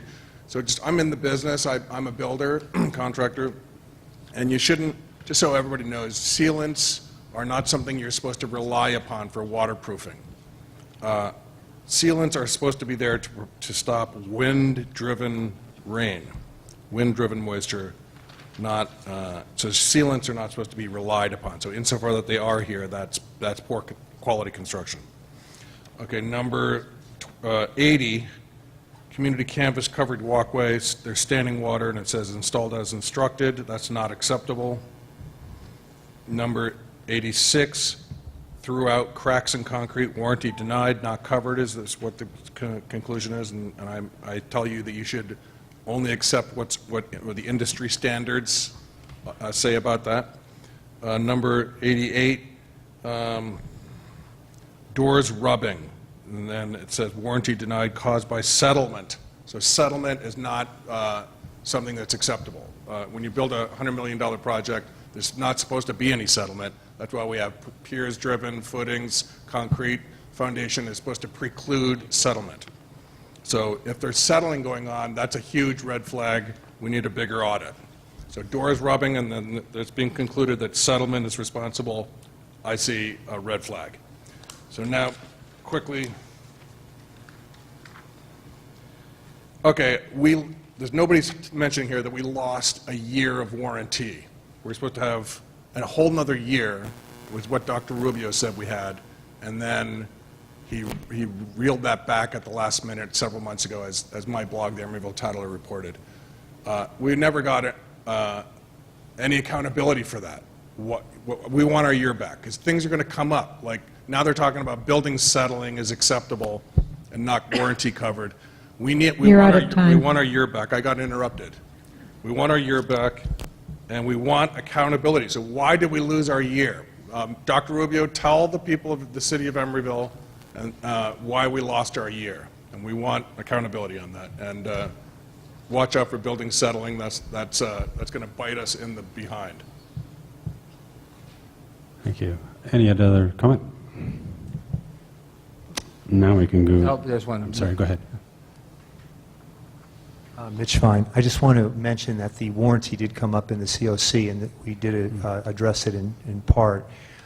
Just in response to your concern about the 3-month period, just so you know, the warranty period is for those items that were not reasonably discoverable in that 1 year. So if something does come up out of the 1-year period and it wasn't reasonably discoverable in that 1 year, it would still be covered under the warranty. Where's that written down? I can't speak to, I have to look at the contract and I have to look at specifics, but I don't want you to, if something, you say, well, everybody's going to go around and inspect, but if something does come up and it was defective, but it wasn't discoverable within the warranty period, there is a period of 10 years from the reasonable date of discovery. So I do suggest that you speak with counsel once you pass that 1-year period. And I'm sure Turner's aware of this, so that something is reasonable, I'm sure they would take care of, but that 1 year is not a bar to defect. If you have this information and it's on paper, even if it's buried in something, could you please provide that? I'm a new board member. I don't have access to backlogs of warranties that would state that type of thing. We But have some speakers If that is the case, if you could provide that, that'd be great. Superintendent is Yeah, I will, Member Inch, we have some speakers here tonight who can speak to that, I think, when they come up. right. But I'm And they can not- help you get it in writing if you, I don't think I'm Mr. not- Fine is. I'm not looking for anyone to speak. I'm looking for a piece of paper where it's written I down. understand, and I'm trying to be helpful to you, so I'm letting you know there's some experts in the room who can speak to And that. Dr. B, I'm going to chime in here on that. I think we can give her the project manual. It's about this thick, and she Sure. can go through it. I mean, seriously, I have a copy of it, and I've gone through it, and I've electronic? noticed that there's items that are warranted for 1 year, there are items that are 5 years, 10 years, 20 years. It depends on the type of assembly that's put in. That's my experience, is what I've read in the documents. And I don't see anything that's abnormal to this warranty approach that we've seen. As far as for example, roofing would probably be 20-year warranty. Paint would probably be, I'm not familiar with that, but sealants, there's a certain criteria for that. It's not Yeah, that 1 year ends and everything falls did- apart, so. I just see that in your email. Is that information that you're talking about, not about 2-year warranties on this thing, Yeah. but the What- warranty you of can have that. unexpected, unforeseeable issues, that's what I'm more interested in. And if you have that in electronic form or paper form, I would. I would also, I'm an attorney, I'm an expert in contract law, construction law, but if you got the manual, I would be happy to go over that with you, and if you got, there's 1,000 pieces of paper, I would be happy to spend time and show you exactly where the warranty is and go through the contracts with you, so that might facilitate your review. And I'm more interested in electronic. However, whatever would work for you, I'm available. Thank you. Okay, Don, can we get back to questions? Yeah, go ahead, question. Awesome. Brad, a quick question. If somebody were to find something, can they use C-click fix to add items to the list, or do they have to come through other means to add any items or issues? So my understanding is that the C-Click Fix tool is really meant for issues that would be fixed through the city of Emeryville, and this is a school district property. So the best way to report these sorts of items right now is to report them directly to me, and I can provide you with my contact information. Great, thank you. I just want to also bring to the board's attention, we got an email earlier today from one of the third-party consultants who walked through, and regarding the warranty items, he made some points, and this is on the back table if anyone wants a copy, that the warranty items, that as he saw them, were in line with the project of this magnitude. The vast majority of the items on the list are minor in nature, and there were no critical items negatively impacting the functioning of this facility. So that's available on the back table if anyone wants a copy. So, I'm sorry, do you call this a third-party what? A third-party? I called it a third-party consultant. We had Consultant. right, and we have a different consultant in the audience tonight who could speak to his experience as well. And then, is this, we're talking about the warranty, is this still a place where I could ask about the independent inspection that was brought up at city schools that Swinnerton was possibly going to pay for some or all of the cost of an actual independent inspection? Yeah, I am happy to tell you, and hopefully this will answer your question, that Swinnerton did agree to pay for any third-party costs for that walkthrough that occurred a couple days ago. So that was the walkthrough, this Yes, consultant? that's So, what was the cost of that? I have not received a bill yet. You don't know how much they were going to charge you before they came? I do not. Swinnerton agreed to pay for it, so to be honest with you, I wasn't too worried about the bill. Okay, and did they have any connection or association with, does the name of the person that's on this email right here, where they say everything's fine? I'm sorry, I'm not sure I heard the end of your question. So this email that you speak of, that's the name of the consultant? That's one of the two. The other one is in the audience tonight, sitting next to our auditor, Mr. Juan Barosa, with another architectural firm that does quality control and a lot of school construction management out of San Jose. They have no connection to the project as well, and they also walked through the entire facility with us on Monday. And is this all we're going to get is a letter and a few punch items? I don't know what the future entails for the board right now on this item, but I just wanted to respond to your question. So when you asked Swinnerton to pay for an inspection, you just left it up to them as to how much it would cost and what we would be provided with as a result? Remember, the dilemma right now is that you and I are starting to get into an item that isn't really formalized on this part of the agenda. Oh, okay. Sorry. All right. Great. So if we could go back then Yes, go ahead. to this Mr. warranty list. Brad, thank you again for maintaining and making sure that as many of these items are addressed. It would be, just to reiterate an earlier comment, it would be most helpful, at least for me and hopefully for the rest of the board, is if when these summaries are presented, if you share with us, or we can find a way that could easily identify how many additional items are added, if any. Also, if to help us understand how many items were completed since that last update, since the last time we reviewed this. And then also a simple counter for how many items are remaining, as a way for us to just keep an eye on progress and be able to sort of succinctly talk about the good work that's going on behind these. And I just add, whatever you do, just a reminder politely to Member Vargas, you're not a district employee, so we appreciate as a city employee whatever you're willing to do of his request there. That's fine. I don't mind doing that. Okay, I greatly appreciate it. Thanks, Brett. So I think that's all fine and well, but with all the time spent on that, we could be moving forward and completing some of these things before the warranty expires. My main concern is item number 27, Building C. Can you elaborate on the hammer and the concrete and why it wouldn't be under warranty if it's something they sealed in the process of building the building? I believe there are people in the room who could speak to the item better than I could, but my understanding is that there was accidentally a hammer left and some concrete that was poured, and there were plans to complete that, but there are other issues with concrete itself, and so the issue's been delayed because of that. So your role is to gather the information. You're not holding anybody accountable to make these things right. You're just an information person that's taking all this down for us.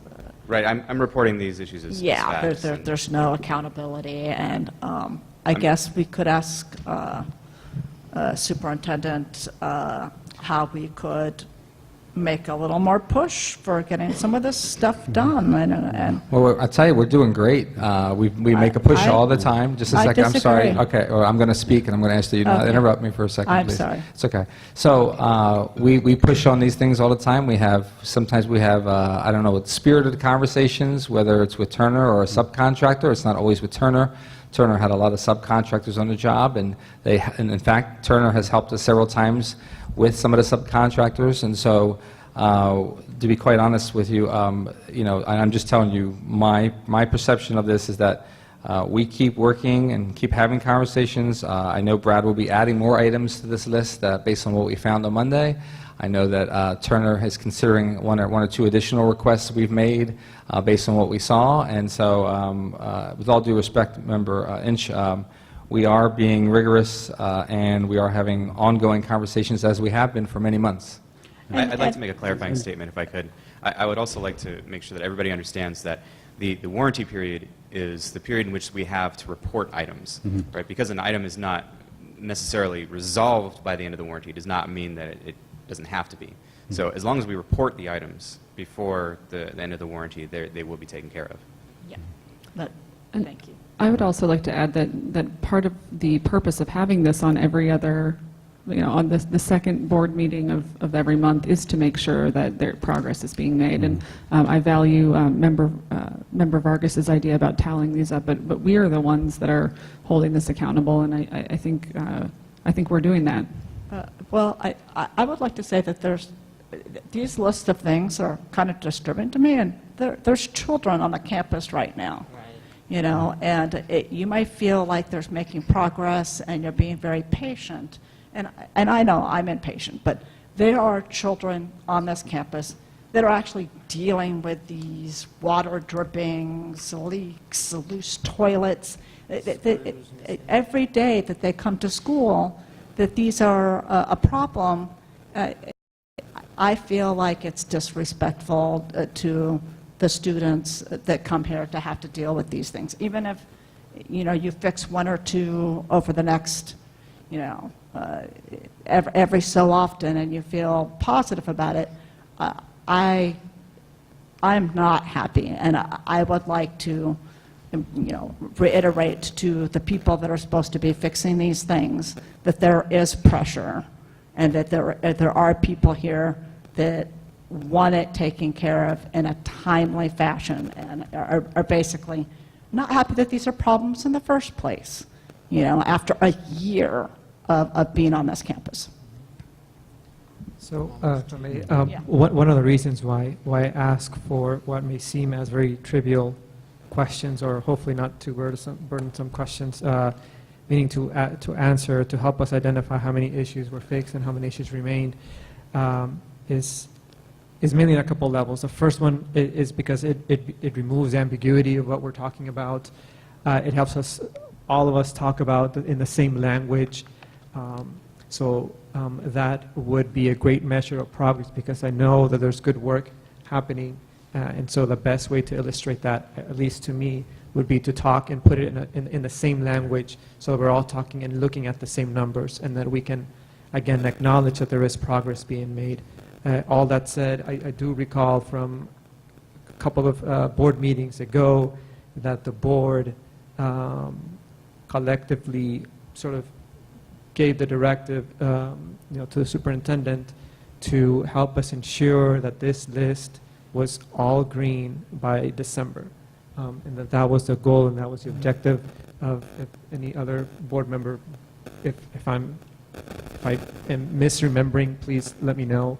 But that was my understanding. My understanding is that was a directive. That's not my understanding. What is your understanding? That we need to find each and every issue that needs to be fixed before December. That anything that's wrong that we can possibly have them take care of needs to be written down. I might suggest that we have Turner come up for a second. Turner, you either represent Mr. Bischoff or Mr. Pitts. Would you like to speak to just how you've been responding to items? Andrew Pitts with Turner Construction. Just wanted to express that we're committed to take care of any warranty items that are out there. A couple of them have been lingering, but we're going to make sure we... You speak into the microphone. Oh, you can pull it up maybe a little bit. We're going to make sure they get taken care of, though, for everybody, for the kids here, the teachers, and the community. So, Dr. Rubio, I heard you mention something to the nature of speaking with someone who confirmed that there's no concerns as far as operations and being able to move forward with the building, but I'm not sure if anybody's addressing the safety issues that's at hand with all the things that need to be taken care of on this warranty list. Well, just to remind you on item number 4, which I think I agree with, and I've been thinking for a long time, was that there are no critical items negatively impacting the functioning of the facility. I still believe we have a very safe, beautiful facility. We have some minor things that need to be cleaned up and taken care of, and I will tell you, there are no critical safety issues that I'm aware of. Great. And if we could love this opportunity to sort of circle back and love to hear from other board members what your recollection was. What was a directive that we provided with this to the superintendent? Well, my recollection is I think what Member Inch had mentioned as far as reporting the item by December, and if it's reported by then it becomes an active warranty item.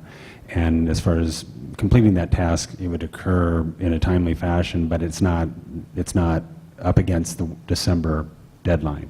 But I do agree we should set some Yes, we sort of could. deadline. I mean, we should in that sense as far as create as accomplishment as far as what's on this list. I know that there's some vetting that's been going on, and it's based on the response as far as completed or indecisive or it's somebody else's issue.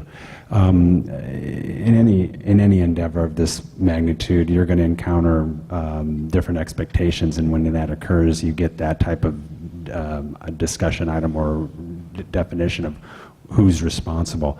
With that being said, I do want to make sure that we do have items documented and then have them completed in a timely fashion. I know there's certain things that could be done by certain subcontractors or contractors that were to be specific that would tackle 3 or 4 or 5 items in one visit. Another one would be on an as-needed basis. So it will take time, but I think time is critical to see the progress and the completion of this project, because it's been going on for the whole process over 10, 12 years. So I think we want to see this chapter closed and moved on so we don't have to have a color-coded list to follow anymore. But that's just my opinion. Member Vargas, I believe I recall the conversation that we had about completing by December. I believe I agreed with you, but I will say, I believe I agreed at the time, but I believe at the time I misunderstood how the warranty worked. I thought that we had until December to fix all of these items. That's my recollection. So I definitely agree that we need to fix these as quickly as possible, but if it goes into January, February, depending on why that, some of these may be more difficult to fix than others, then I'm fine with that. But just circling back to that conversation, I believe that was my understanding at the time. Yeah, thanks, Bailey. I appreciate that. Can we, Don, can we try to define a directive here for when we hope to have all these items fixed? Well, let me go back to posing the gentleman from Turner and his general approach to, I hate to have him back to the podium, but with this list here, I know some items are more critical than the other, but based on what you see here and what's been relayed to you, what is your take on completion of these items? The ones that say that are responsible of Turner or your subcontractors? Many of them aren't difficult to take care of, so we're pushing the subs. It's the timeline to be able to get contractors on site is a little more difficult, working around students and the hours. Mm-hmm. But we're pushing them to get out here. It's sometimes difficult to bring them back to the project, but that's our main constraint. Otherwise, the work itself is not the constraint in most cases. Okay. Mm-hmm.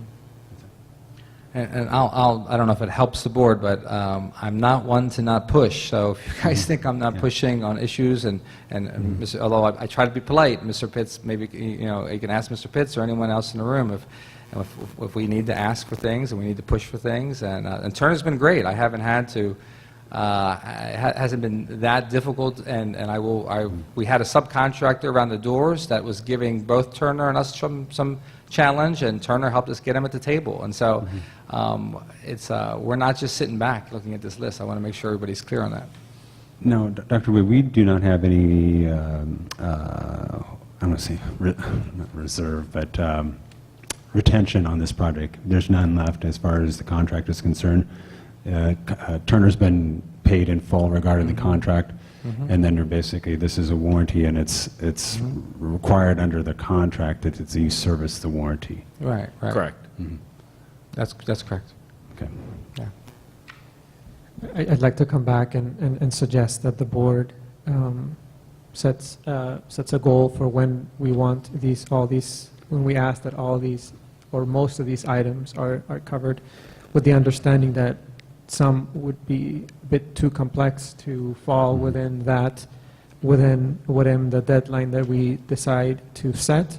However, I would say it would be a win for our kids if 98% of those items are completed by then. So I would strongly recommend that we do set a date for when we would want these items to be completed. Would any other board member believe that this would be beneficial?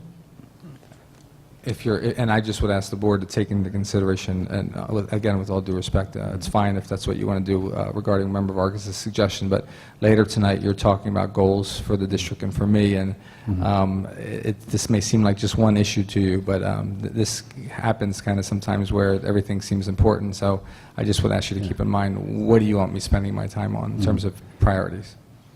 Well, I think since we have representative from Turner here, he's hearing it firsthand, and I think we can emphasize to him that these items are critical and are important for us as far as, and for the completion of the project. So if that's, we can get a consensus from the board as far as where we want to go. It's not that you have your marching orders, but it's a responsibility of the contractor to complete the project, and warranty is part of it. As far as setting a date, that's a possibility. I'd like to hear what we'd want to consider if we would go that direction. I'd like to have a better sense first of how many items are left, how many we are completing each month, for example. And I recommend that we discuss this again at the end of October at our next meeting, where we'll be discussing these warranty items. This part of this is in the interest of time. We still have a number of timely items left on the agenda for this evening. I'd like to see a date set, because this is dragging on for a long time. The students will be on break a couple times, I think in November for Thanksgiving, and again for Christmas throughout the New Year's. And that would be an awesome time for a crew to come in and knock all these things off. Some of these things, I have an electric screwdriver, and these missing screws, I can go and fix that problem in about 10, 15 minutes myself. And I'm looking at this list, and if you get the right crew, it should not be a problem to have these completed by the end of December, especially with no students or staff on campus.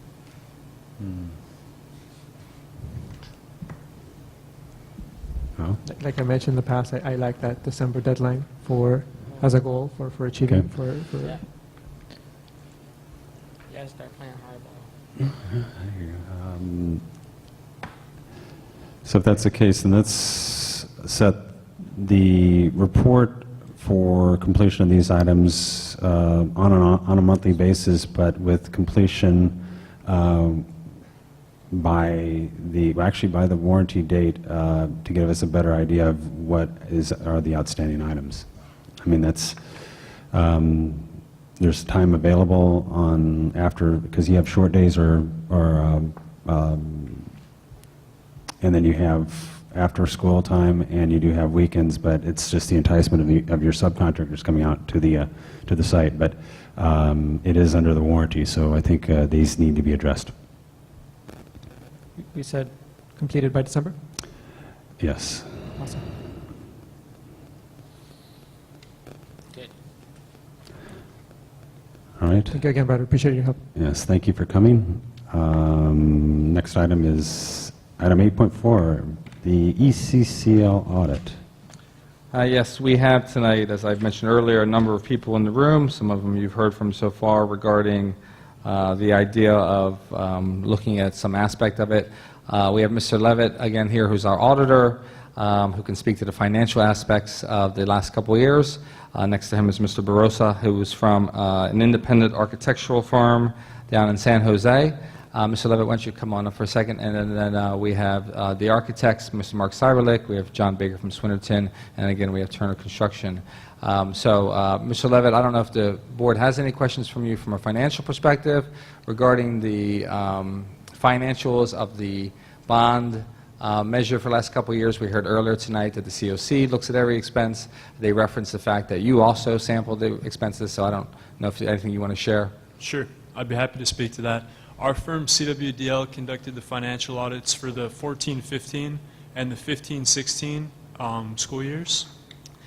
In 14-15, there was one exception noted, not related to expenditures not being appropriate to the ballot language. It was a procedural item, an internal control deficiency that we recommended to the district to correct. We noted that correction in the subsequent year, in the 15-16 year. So in the 15-16 year, we had no exceptions in that report. But similar to what the COC members did a good job in kind of explaining in terms of their focus on the expenditures and what they're doing with that information, we take a similar perspective as the financial auditor and the performance auditor over the program, looking at the financial presentation of the bond fund to make sure that that is reported accurately to the board and to the district stakeholders. And we also look at the performance side to make sure the expenditures, all money being spent through the bond fund, all those bond election proceeds spent toward construction projects are spent toward items that are indicated in the ballot language. So I've heard a lot this evening about verifying that money was spent appropriately. One of the things I haven't heard is when you look at the idea of auditing something, I think the idea as to what something's true value, how much are people being charged for things, you know, that your piece of making sure that it's in the appropriate box, that it was an item that was approved by Measure J, it doesn't really, in my mind, connect with the idea of an audit of the construction project of did we get charged $10 for $1 worth of whatever. And that's where I'm hearing the COC, I'm hearing you, but I'm not hearing a lot about oversight of a construction project. And if I could just say to that, that's an entirely fair point. When we come at it from the perspective of a certified public accounting firm, from a financial audit perspective, we're very much looking at the state's guidelines over public construction, as opposed to coming at it from the perspective of a professional architect or contractor looking at the true value that's being gained on a per project and really a per line item basis, and assessing that from a value perspective. There's a lot to that, and there certainly are ways and contractors and consultants that can provide that insight in different ways, from the front end or even the back end of a program, looking at it from that perspective. And there's a lot of value in considering that perspective. Thank you. And if it helps, again, we have Mr. Barossa, who may want to come up now. Mr. Barossa, your firm did the walkthrough as well on Monday. You got a feel for the project, whether or not you thought there was anything critical or not. Anything you want to share with the board and board members if you want to ask questions? Well, good evening, everybody. Juan Barossa with Derivi Castellanos Architects, DCA. So yes, I did participate in the walkthrough this Monday. So I have a total of about 3 hours of background on your project. And so I joined the team with the district staff, the city staff, Turner representative, Swinnerton, and walked through pretty thoroughly through a lot of the rooms and looked at some of the issues, or all the issues on the list. And so from my experience, having worked on many school projects throughout the Bay Area, for a project of this size, what I saw were common issues, like door hardware that needs adjusting, toilets that are loose that need to be tightened and caulked, some issues throughout the site. But I saw nothing really that was a critical or fatal flaw in the construction. You have to remember this is a pretty large project, and it's a pretty large undertaking. So what I see is that the project was built well, that it's operating well, but like large projects, it's not free of small bugs in some areas. We did walk through, and as we were discussing, we did, I think there was agreement among the group that some items are clearly warranty items that need to be fixed and can be fixed. I think a number of items are going to take a little more study to see why things aren't meeting your expectations, and those might take a little more study. Probably a handful of those. None of those, in my mind, represented a structural deficiency or any safety or other sort of risk to students. So from my perspective, I think the important thing here is that the team work together, take direction from the board. I think it's loud and clear that there should be a timeline to address all these issues so that the district can move on and the constituents can enjoy the project. So I think that's what I saw Monday. May I ask a few questions? And they're design related, and I don't know if you are willing or able to answer design. I'll try. Okay. So when you talk about safety, I do walk around and I do see things that I feel are unsafe. If you walk up to that upper level, you can see where the balls get thrown up onto the roof. If you know the ledge that I'm talking about. Yeah. Mm-hmm. So students could actually walk onto that ledge and walk onto that roof. I think that's a safety issue. There's all sorts of odd endings to walkways.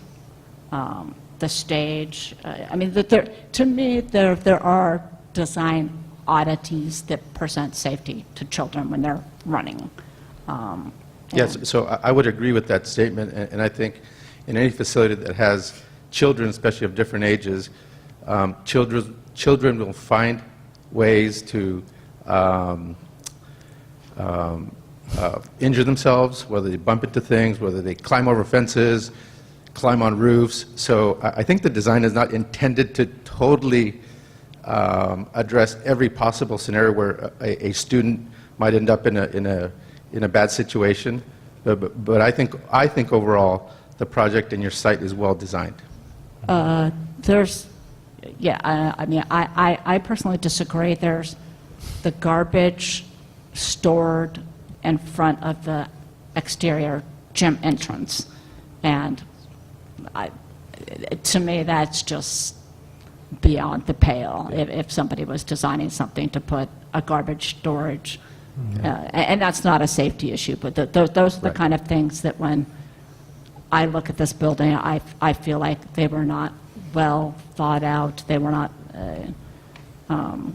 You walk to the gym to go to a game. I dropped my son off there for practice, and the smell of sour milk and Cheetos hits you in the face, and it's not right.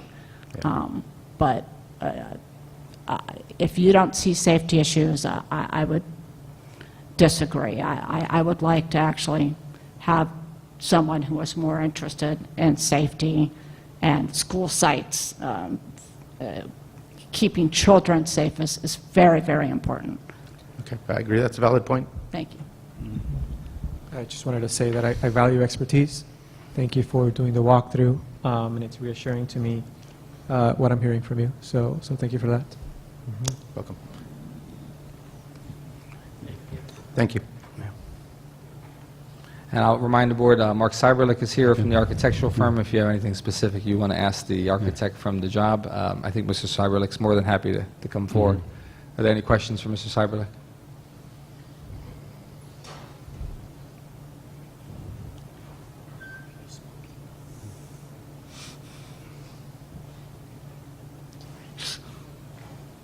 Members of the board, Mark Cyberlick with DSK Architects. A pleasure to be here, and thank you all for your ongoing hard work and the Oversight Committee in particular. Your your 10 years of effort is not unnoted. Anyway, any questions that I can answer, I'd be glad to. You could answer why the garbage ended up in front of the gymnasium.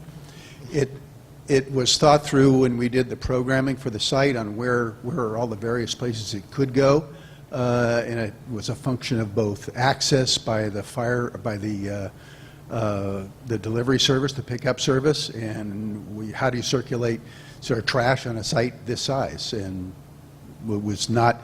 We didn't do that sort of on our own. We did it through some committees and meetings with various members of the staff, and we ended up with that spot. And you sort of look around the site and you think of where would be a better spot, and I can appreciate the concerns you've noted, but that's how it evolved in that spot.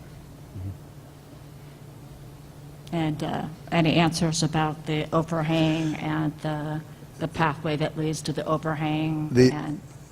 Safety is a challenge on sort of any campus. We have an obligation to meet a standard that's established by the state on what safety is, and so we're very rigorous at meeting that, and we do our best at looking at what goes beyond that to establish sort of levels of safety for any site, in particular educational site. And so trying to diminish every opportunity for a child to find a way to put themselves at risk, we do our best with that. There's doing things like canopies and flat surfaces. We have to be careful about that, but we don't catch them all. There's an expense related to that kind of thing too. If you look at sort of every possible place a child can go and put themselves at risk. I think if you know the place I'm talking about, we're not talking about an oddball spot where some child might happen to think about it. We're talking about an obvious path to get the ball off the roof. I mean, it's not like it would just somebody looking for trouble.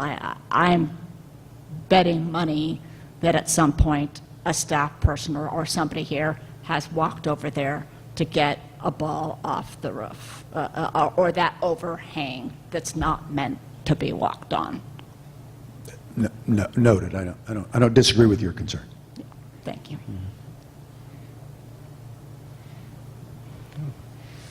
Anything else? Yeah. Well, going back to, I'm just trying to get a kind of putting this together. We're here discussing the audit. Now, are we getting into design issues and that is part of the audit? Is it a financial approach? Is it a performance approach? I still have not had that answer yet regarding this audit issue. No, I sent a template that said a complete audit from start to finish, including everything. It was, John Rubio asked for it. He said, what's the scope? And we wrote down and wrote a scope from start to finish, financial, performance, construction, design, and all of that was, there's no mystery to audits. People perform them, schools perform them. It's not some mystery that you can't pin down. Well, when you mention a design audit, I've Can never I interrupt? heard of that. I believe, are we done asking questions of this Mr. Cyberlak, gentleman right you here? can step down. Well, I might just add a little bit of clarification when we talk about auditing a building. And when we look at construction, the construction process has independent inspectors that are there throughout the process, both from the state and the city. And so there's a fairly thorough inspection process about life safety that happens through the course of construction that's independent from both us and Turner that takes place. When you talk about design, the process of design goes back to an initial programming effort and understanding of what kind of spaces and how the spaces work on this campus. And that evolves through several phases of design. And the end product is consistent with that entire sequence of several years of effort. So I'm not quite sure what you would audit there. I mean, you could go back and look at a programming document and say, okay, this is what we were talking about at this phase. Is this what we ended up with? you'll find that it is. But so are you auditing that? And then if you say, well, I want to audit, the dollars, well, there's a budgetary process that was also gone throughout this, and every step of the way was also sort of, in my mind, well managed and responded to all the way. So again, what are you actually asking, and what would be the result of the effort that you might spend? So I don't know if that clarifies anything, but just a few of my thoughts. Any other? I was just going to say, maybe since we've finished asking questions of our speakers, it may be time for public comment. Yes. Any public comment regarding this item?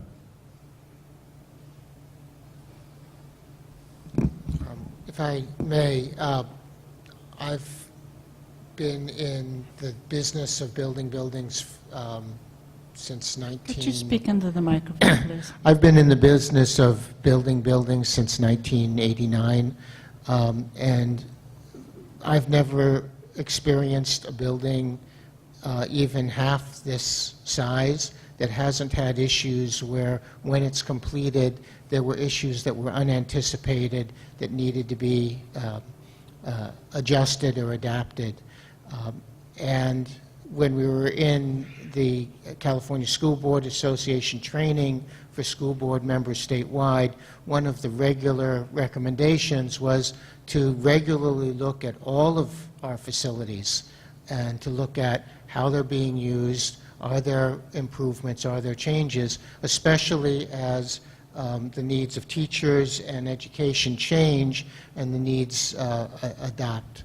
On the specific issue of balls on the roof, for example, a standard fix for these kind of things would be netting to make sure that the balls fall off the roof. So there are ways to go in and adapt and fix these things, and I think it's best practice to set up an ongoing process of just checking every year and checking in with the teachers. Is there anything that needs to be done?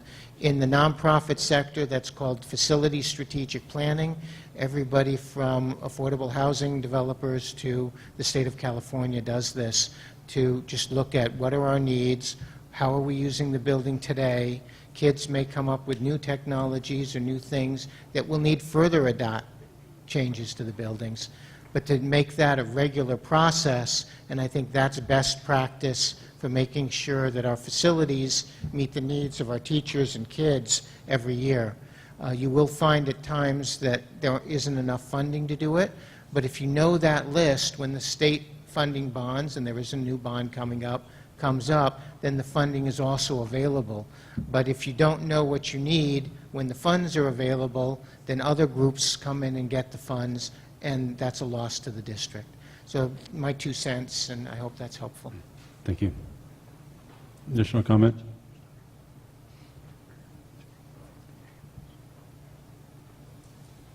Yeah, I'm pretty impressed with the warranty list. I'm surprised, as I'm a general contractor, roofing contractor and painting contractor, and it seems like the issues are pretty minor overall. So I'm pretty impressed, and I think it might help to maybe remove those items that have been completed. The list would look a lot shorter. And I didn't see anything that jumped out at me as a safety hazard just on the face of it.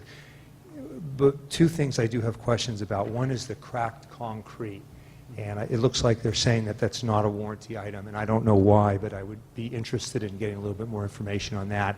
And the second item that I saw here that they said is not a warranty item was the rust.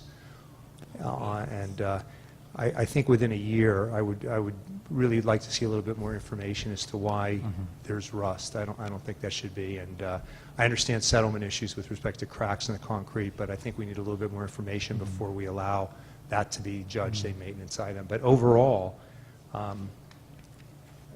it's pretty good. Thank you. All right, deliberation. Well, this is a information only, so we can. I believe it's an action item. Is it? Oh, I'm sorry, we're on warranty still? Yeah. Oh, Oh, no, we're on no, audit. this is audit. Sorry, wait a minute. Yeah, we're on audit. It should be an action. There's no action Yeah, there's- listed on yeah. the, It's on the agenda as an action item. Oh, So it as is? you're, as a board tonight, I asked all these people to come here so you could finally answer the ongoing question for the last number of months. Do you, as a board, is there a majority of you that wants to proceed on some kind of audit? So beyond that, the actual request had been for you to solicit bids for an audit, as opposed to just us saying, oh, yes, we want an audit. Well, I'm happy to read your list here. I have 1, 2, 3, 4, 5, 6, 7, about 10 things from you on your list. It's looking for significant deficiencies in any of the following areas: project background, design costs, construction bid process, construction change orders, project management and inspection services, major equipment and materials, closeout documentation, liquidated damages, and accounting. So I did not endeavor to try to get quotes for all those different types of things. So I'm leaving it up to board to make a decision if any of those 10 items warrant the board's action to move forward with spending citizens' taxpayer money on an audit. is that a list that we have access to? It's in the minutes of the May 25th, from the May 25th meeting. Okay. Yeah. Instead of us scrambling to find the minutes for the May 25th Sure. meeting, could I that be maybe I can put it up on put the, on the- just, yeah, I can. just while this conversation is ongoing? I can. And that's a template of a standard audit, like Oakland Unified would use after they built a building. And I also have to say that we're not spending any taxpayers' money to ask you to get some bids. That's at no cost. And I also feel like that's a lot of money on bond issues, and I feel like it would be beneficial to spend money on reassuring the taxpayers that they got a well-built building, that they got, their money was well spent.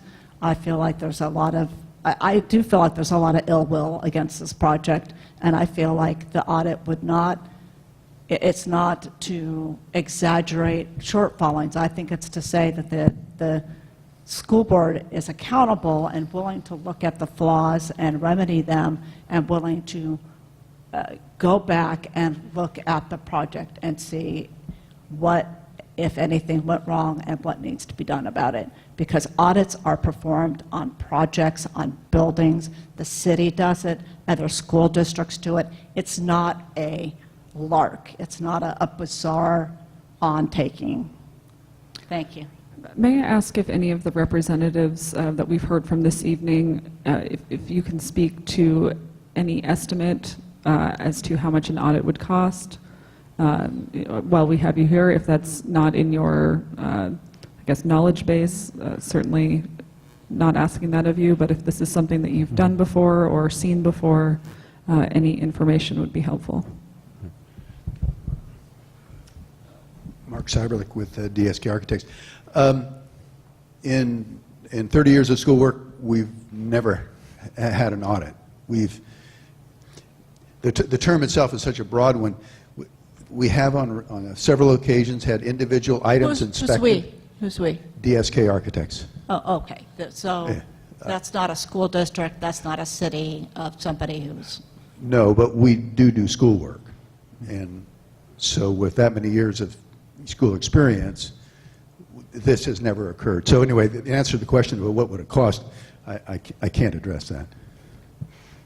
Thank you, and that part of my question was, if you've seen this before, so I appreciate your perspective on that.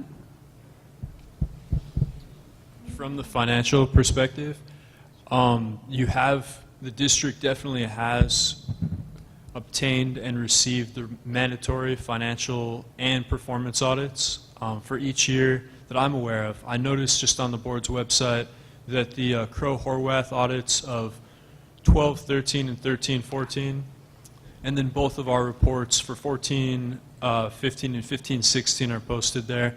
So I guess my question on the financial side would just be with regard to scope, just because those years have been looked at from that financial and performance perspective. If you were, for instance, to go from the sampling that takes place in a routine financial audit to 100% test of all the financial records, which would be more characteristic of a forensic or a fraud audit. Most likely, the cost would be several times the rate of a routine financial audit for each year you'd be looking at. Just to give some perspective on that, the cost for a routine financial audit from our firm is approximately $7,500 for an annual audit. So most likely, if you were to solicit bids from firms that specialize in that type of work, for 100% of the transactions for those prior years, looking back to whichever periods you'd be interested in, it would be in some ballpark of a multiple of maybe 1.5 to 3 times that, I would say. I'm sorry, Can I, what would can I, you do? I'm sorry, so just so that I clarify that I understand. Sure. So your firm conducts annual sort of sample audits, and that costs $7,500 approximately. I suspect there's some variables. So the forensic type fraud audit that you're talking about, you estimate would be 1.5 to 3 times the $7,500. It's a rough estimate, but yeah, that's my estimate for what that would be for a 100% audit of all of those financial transactions during the period. And that's financial. So, Mr. Barossa, you may want to speak to the other type of audits. Oh, wait, I had a question. Of course.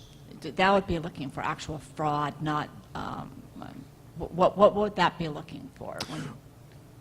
A routine financial audit conducted on a sample basis, which is based upon the guidance that we get from national and state standards, is really looking to see just on that sample basis if anything rises to the level of concern that would warrant notifying the board and management of a problem. So in the form of a bond audit, the financial side, we're really looking at the financial reporting. We're looking to make sure that the bond fund, Fund 21, is being properly reflected on that income statement and balance sheet, so that when a board member or a community member looks at those financial statements, you're able to rely on every number contained within those documents.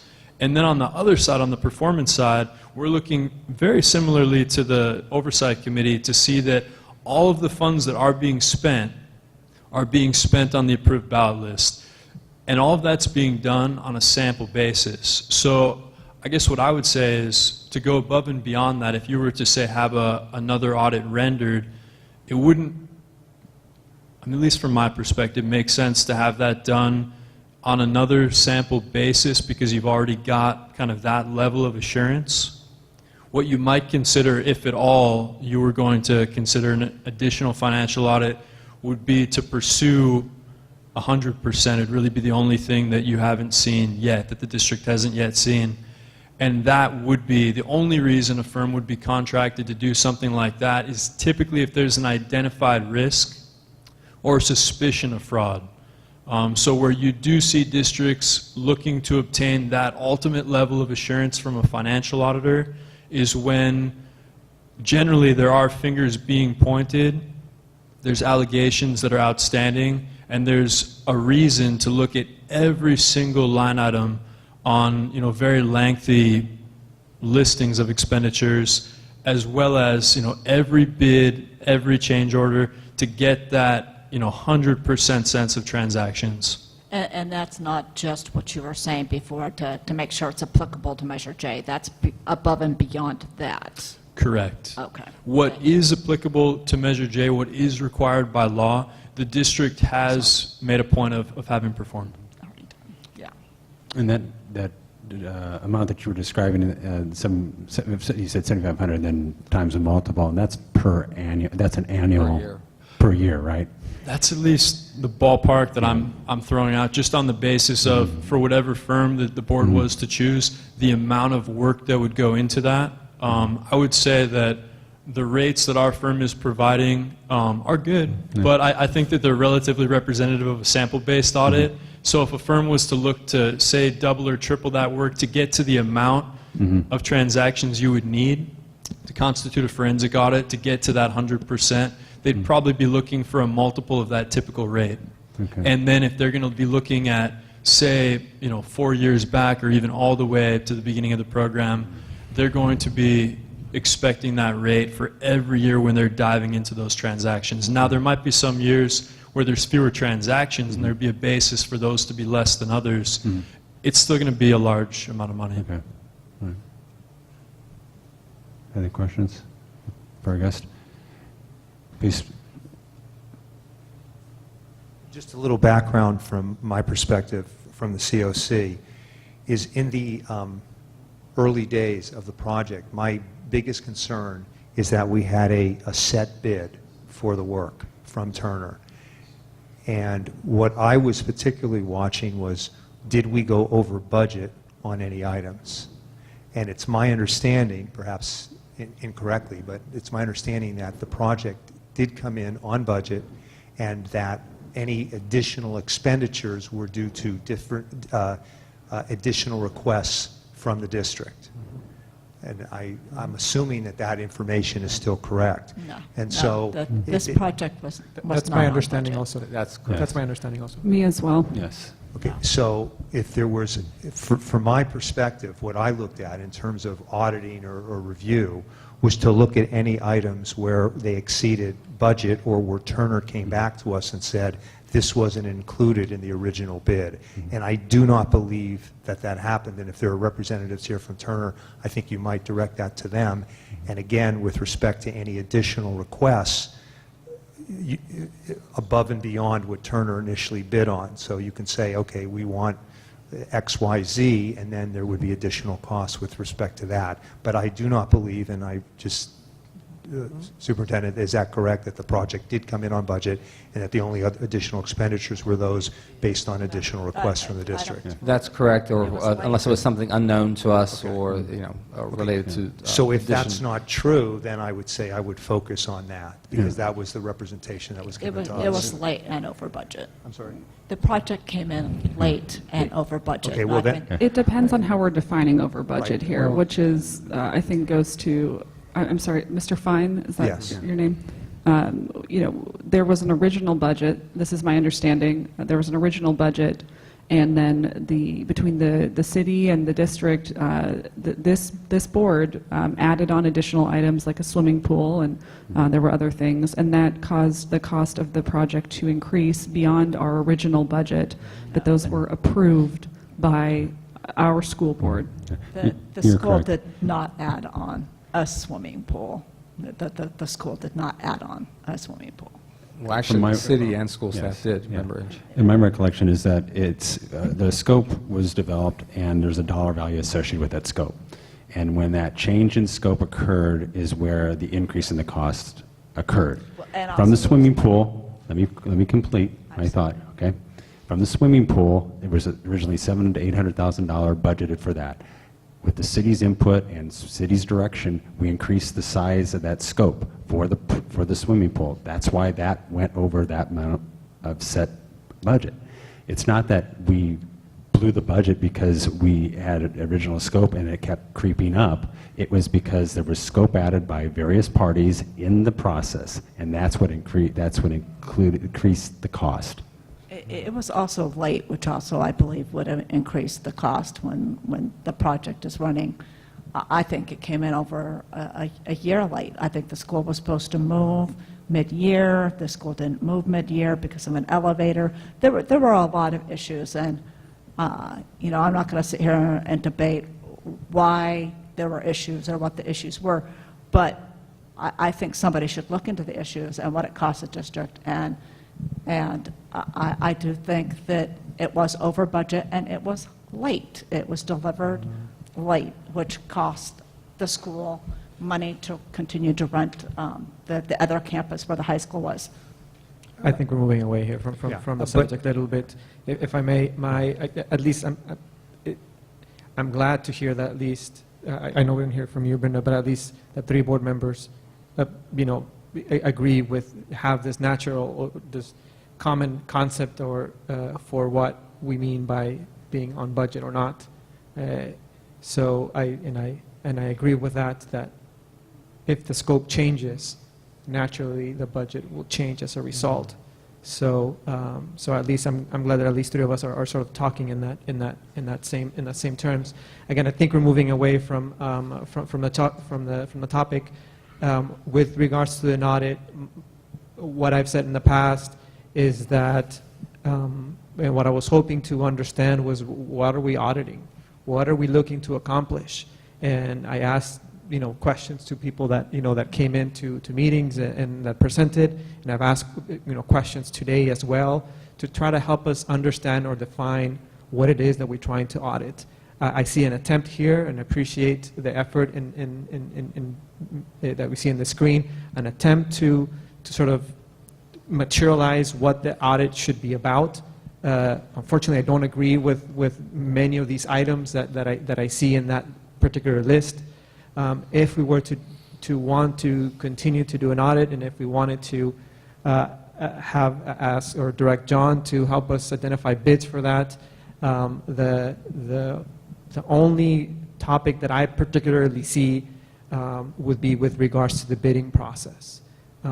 To sort of basically just, I don't even know who would be tasked to do this, but I saw questions around how was the bidding process performed. Did we actually go out and do some biddings?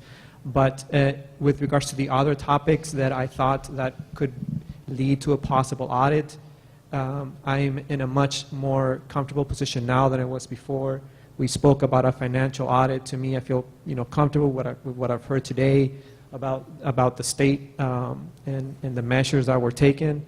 It was reassuring to hear that the audits were taking place, that they were primarily healthy. There was one major finding that was addressed along that process. The other area that I thought could be a possible audit would be with regards to Measure J and whether the funds were actually utilized appropriately. I heard today from the gentleman that spoke today from the Citizens Oversight Committee that, again, I'm reassured again that doesn't seem like that's an area for us to continue to want to look at. The other potential area that I thought could be worth digging into would be the construction quality. And again, I've heard today, thank you again for your expertise and for the things that you brought to this table. Again, a much more better place than it was before. I thought that maybe we could go through that process again and have somebody come in and look through the building. It seems like that was addressed. So again, to me, I don't see any potential areas for a possible audit moving forward, except perhaps with regards to the bidding process, and that's the only thing that sort of comes up, at least in my list. So I wanted to bring that up there. I might add my 2 cents regarding the bidding process, and maybe forgive my mismemory. Person from Turner. It can probably describe the bidding process, and I believe it was a lease-back method of bidding, and that's a little bit different as opposed to typical construction bidding. Maybe you can explain to the board and members of the audience. And Mr. Baker may have some. I know it was after before you came on, but I don't know if you have knowledge of it as well. Yeah, unfortunately, I wasn't involved with the project at that stage. It came on a little bit later. It's going a little far back if we're looking at the process. Yeah. Okay. I can say I was on the school board, and I would encourage you to go back to the reports that we got on this at that time. I know they're in the record. But the general idea was we were at a time when the economy was going down, and we wanted to be able to get the best price, and recommendations both from the state in terms of how to get the best price for the job overall, included doing the lease-back because it allowed working with those contractors, getting competitive bids and giving the contractor motivation to keep the price low. I have to say, as somebody who's in the construction business, if this project was bid out today, the price would be significantly higher. That the school district, for better or for worse, hit the market just right and was able to get the price locked down on this pretty much at the bottom of the market. But I would encourage the board members, rather than taking my word for it, to pull the meeting minutes from that time and really extensive and very clear presentations that were done at that time about the lease back. It's something that is only allowed for school districts in public bidding because of the nature and because of the need to have timeliness in the construction. It's probably 2011 or so we're speaking of, I suspect. No, before that. Even Yeah. earlier, yeah, this would be, yeah. Probably around '09. This would be, maybe '08, '09. would not be an easy undertaking, guys. Yeah. I appreciate the perspective. Well, we can look at the minutes. I appreciate that perspective again, Josh. Thank you very much. So from my perspective, I just crossed that out. Okay. I don't see any possible item that I would personally would want to continue with an audit. I have very similar feelings as Cruz. I came into this not crazy about the idea of an audit, but certainly if something came to my attention that seemed suspicious or evidence of shoddy construction, and I just, especially tonight, I've heard overwhelmingly positive feedback. Certainly, as a lot of you have mentioned, a building this size has inherent issues, a project this size, but nothing I've heard tonight or at our previous meetings leads me to believe that any sort of audit that we've discussed tonight or that Cruz, Member Vargas has listed would be a worthwhile expenditure of money for our district. We are going to be presenting a sort of vision for our district a little later on this evening, and it's something I'm very excited about, and I would rather channel our money into educating our students and getting the teachers the support they need and just making this the best school for our kids. All right, if that's any other comments? If that's the case, do I have a motion for accepting of an audit for Dr. Rubio to pursue bids for?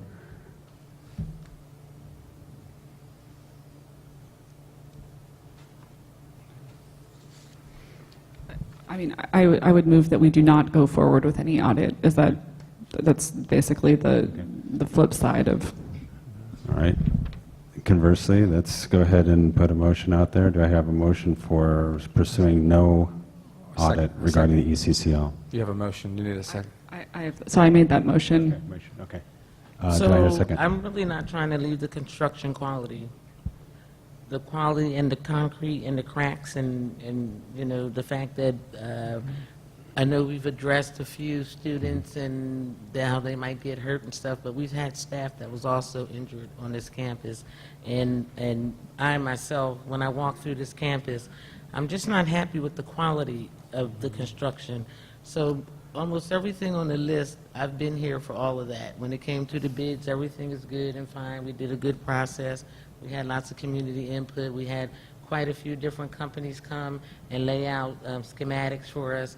We had visuals. We had community input. We had, in every area of Emeryville, we set up community meetings, and I set them up myself because I worked with Hayen and Roy in the very beginning and to form the COC. So I go way back to the very beginning. And with all said and done, when it comes to the quality of the construction, so now there's a possibility that if we get to the bottom of this list, and a few of these things that aren't under warranty, if they can still be fixed or completed, then I might be satisfied. But when it comes to the fact that somebody's not willing to assume responsibility for them laying cement and it cracking, and like up on the balcony, I myself, I feel like if I was another 3 pounds, I'm going to go through the cement. And so I don't even go up top because of the cracks in the cement. So I don't necessarily think that there might need to be an audit on it, but I definitely do think it needs to be addressed, and somebody needs to assume responsibility for the fact that they were hired to do a certain job and the quality is not a good quality. I absolutely agree, Brenda. What I like about the process that we've sort of set is that in us setting the goal and the objective of going to this checklist and fixing this checklist by December, it's going to force that exact conversation I think that you described. It's going to drive the conversation about who's responsible for this, and for those people to come forward and fix it as necessary. And if something is not under warranty and it's the district's responsibility to foot the bill, we'll foot the bill. But ultimately, to me, what's most important is that we complete this list, and that's why I kept on going as to let's set an objective for when this is completed. So I kind of like what we're doing in terms of as a board, as a control of checks and balances for making sure that that list of items is addressed, every single item is addressed. All right, with So that- going back to You still- Bailey, I you would still- second. Back to the I would motion. second. Yeah, I would the second that motion. Now, do I have a roll call, please? So what are we recalling? So I made a motion that we not go forward with an audit. So my motion is that there will be no audit at this time of any type. Okay, but we're going to be sticklers to making sure that this list is completed By December. I support that. And reevaluate the campus again with maybe all the gentlemen who already walked through.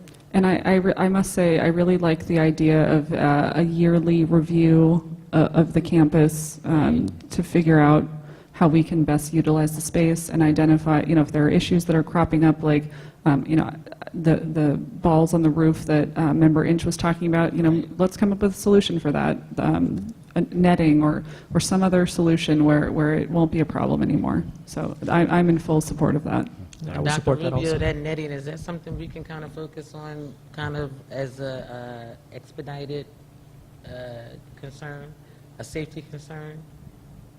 Because I know the ledge she's talking about, and it does need a net up there to keep the balls from going up.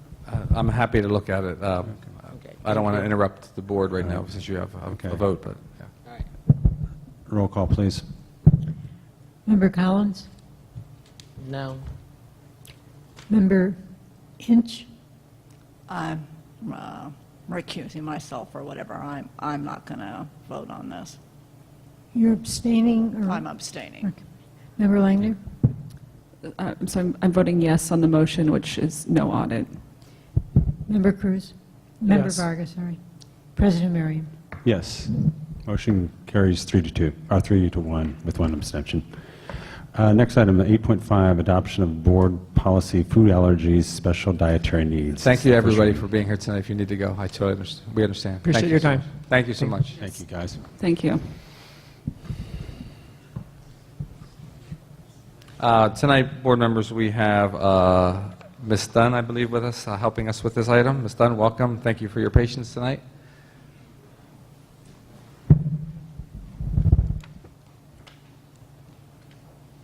Good evening.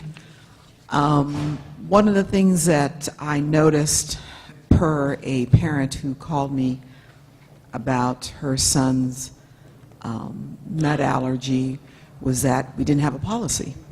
We practice a lot that's already in the policy, but we didn't have a policy. So I wanted to put one before you to look it through and give me some direction. If there's anything else you wanted on it. I talked to the mother, and we had a nurse last year, and we're going to get another one this year. We only had about, in the 10 years I've been here, we've had allergies to dairy, well, sensitivity to dairy, some, wheat allergies, a whole lot of vegetarians, a couple of nut allergies. But last year the nurse did a phenomenal job, first of all, in training all the staff, food service, teachers, front office, about EpiPens, about allergies. We have directions up on what to do and how to do it. There's an EpiPen on every floor. There's an EpiPen in the kitchen. There's students who carry their EpiPens with them, and there's one at both desks, and also I think there's one at the main office. And we're going to continue that this year. So we've done a good job in terms of doing a lot of the things that are in this particular board policy and the AR But I think there are things in here that I hadn't even thought of, and one of them Lisa Tamery pointed out to me because we read it over was when you have students going on a field trip, to make sure that we give them their what is it, allergy medications, and they carry those, and the kids who usually bring their EpiPens anyway because they have severe allergies, and I think there was 2, do it, but we were, as part of the field trip, we should have those pens with it, and so now we will. So my thought was, let's get one on the board. It gives us enough leeway so that we can make sure that we take care of whatever student happens to come through, and we needed to have the board policy there as well as have the AR. So I'm presenting that to you. I think you were given that information in your packet. And I believe, I'm not sure, Dr. Rubio, if this is the first read-through and then we come back and we vote on it again with any additions that you might have. And that would be my suggestion. Sure, it is meant to be a first reading for the board, or they can take action at their pleasure. And most of us, by the way, I don't use nuts pretty much, and then a lot of the CN labeled products, which is child nutrition labeled, they don't have any nuts in it. But there is one student who likes, and he's autistic, and his mother's trying to get him to pick out the right cereal or pick out the cereal he likes, and he likes Honey Nut Cheerios. So we put it behind the counter and try to give it to him when he comes up because he likes to choose it. So we're trying to accommodate all those people who do have things as well as those people who don't. Thank you, Ms. Dunn. So I had a question. You said that... Excuse me, Member Inch, I'm going to ask for public comment just as a formality. Oh, sure. Now you can ask question, I'm sorry. You're the only one. Anyway. You're public. I'm sorry, Ms. Inch, you can ask your question now. I was actually going to ask, Superintendent said that we could take action now or wait for a second reading. I wondered if we took action now, if we could still revisit and revise it after the first reading. Oh, sure. As a school board, my belief is yes, at any time if you feel like, even if you approved the policy and felt like it, and we realized later, or you realized later as a board need a revision, sure, absolutely. Because I feel like it's pretty important to get a policy in place. This is, we're a little behind the game as far as the food allergies and... And I think as far as, I'm sorry, I think over the summer it would be probably, I'm not telling you what to do, but as far as over the summer, as far as such policies as this, so when the students get here, we hit the ground running and not having to worry about, did we miss something at the beginning of the year? That's just something, kind of a heads up on that. But I full throated accept, want this policy in place as soon as possible. Okay, that's fine. If that's the case, do I have a motion for this item to accept this policy? I'll move. I'll second. Roll call, please. Member Collins? Yes. Member Inch? Yes. Member Langner? Yes. Member Vargas? Yes. President Merriam? Yes, motion carries unanimously. On to item 8.6. Thank you. And item 8.6 8.6 is the admin is the regulation. adoption of an administrative regulation regarding food allergies, dietary needs. First reading. Not so fast. Back. I know, you almost feel like you're on TV and you're like, hey, but anyway, need a little levity here. The administrative regs are just more detail on what we can or should do.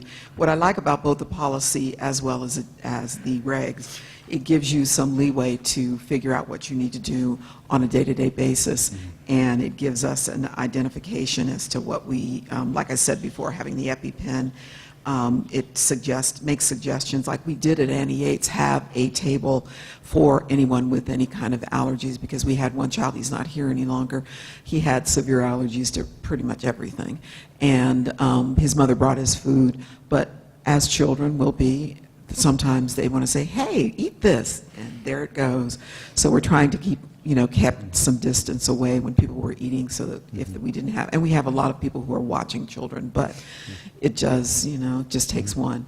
But that's why the regs were going to be in there too, so just to give us even more detail. And you're saying that a lot of these practices are already happening, that are just not They're already written happening. down. We just didn't, when I went to look in the board policy, I didn't see it. And it is something that a lot of schools are adopting, but not all schools. But, you know, it was something that we already were practicing it. So I didn't think to put it up there, but now we are. Okay. I'm going to ask for public comment. Okay. I do have a question pertaining to this policy. Just getting staff up to speed, and what about students? How do you address students in, you know, students are a wonderful tool as far as education means, educating their fellow students. How is that part of the, I mean, is that an extension of the policy, or how does that, do the students play a role in this policy?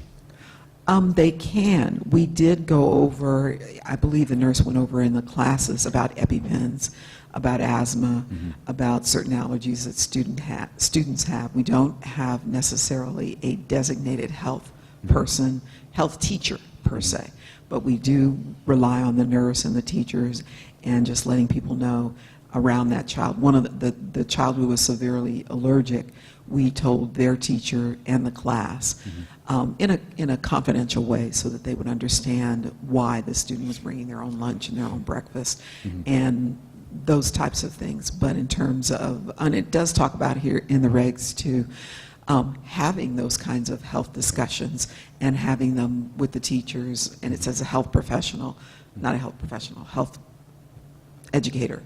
We don't have that, but we have, you know, one of the duties of the nurse is to get that information out, and as well as myself. So we can do even more of that by letting people know. Like, for instance, we're going to have a flu campaign that's going on. We could do one with allergies and with, let's see, and then letting people know as we put signage up that we're nut-free or those types of things. That would be my suggestion, actually. Okay, all right. Any other questions? Okay, deliberations. Make this into a motion. I move we pass administrative regulation. I'll second. A roll call, please. Was that a second, Ms. Collins? Yes, it was. Member Collins? And it's a yes. Member Inch? Yes. Member Langner? Yes. Member Vargas? Yes. President Marion? Yes, motion carries unanimously. All right. Thank you very much. Thank you, Ms. Dunn. Thank Okay, you. Item 8.7, discussion of city schools committee purpose. Why are we here? Hi, guys. Let me pull up one other thing too, if I can. I think I just received an email earlier today or late in this afternoon. I did speak to this briefly at our previous board meeting, and I know the board desired to bring this item back regarding the vision for the city schools committee.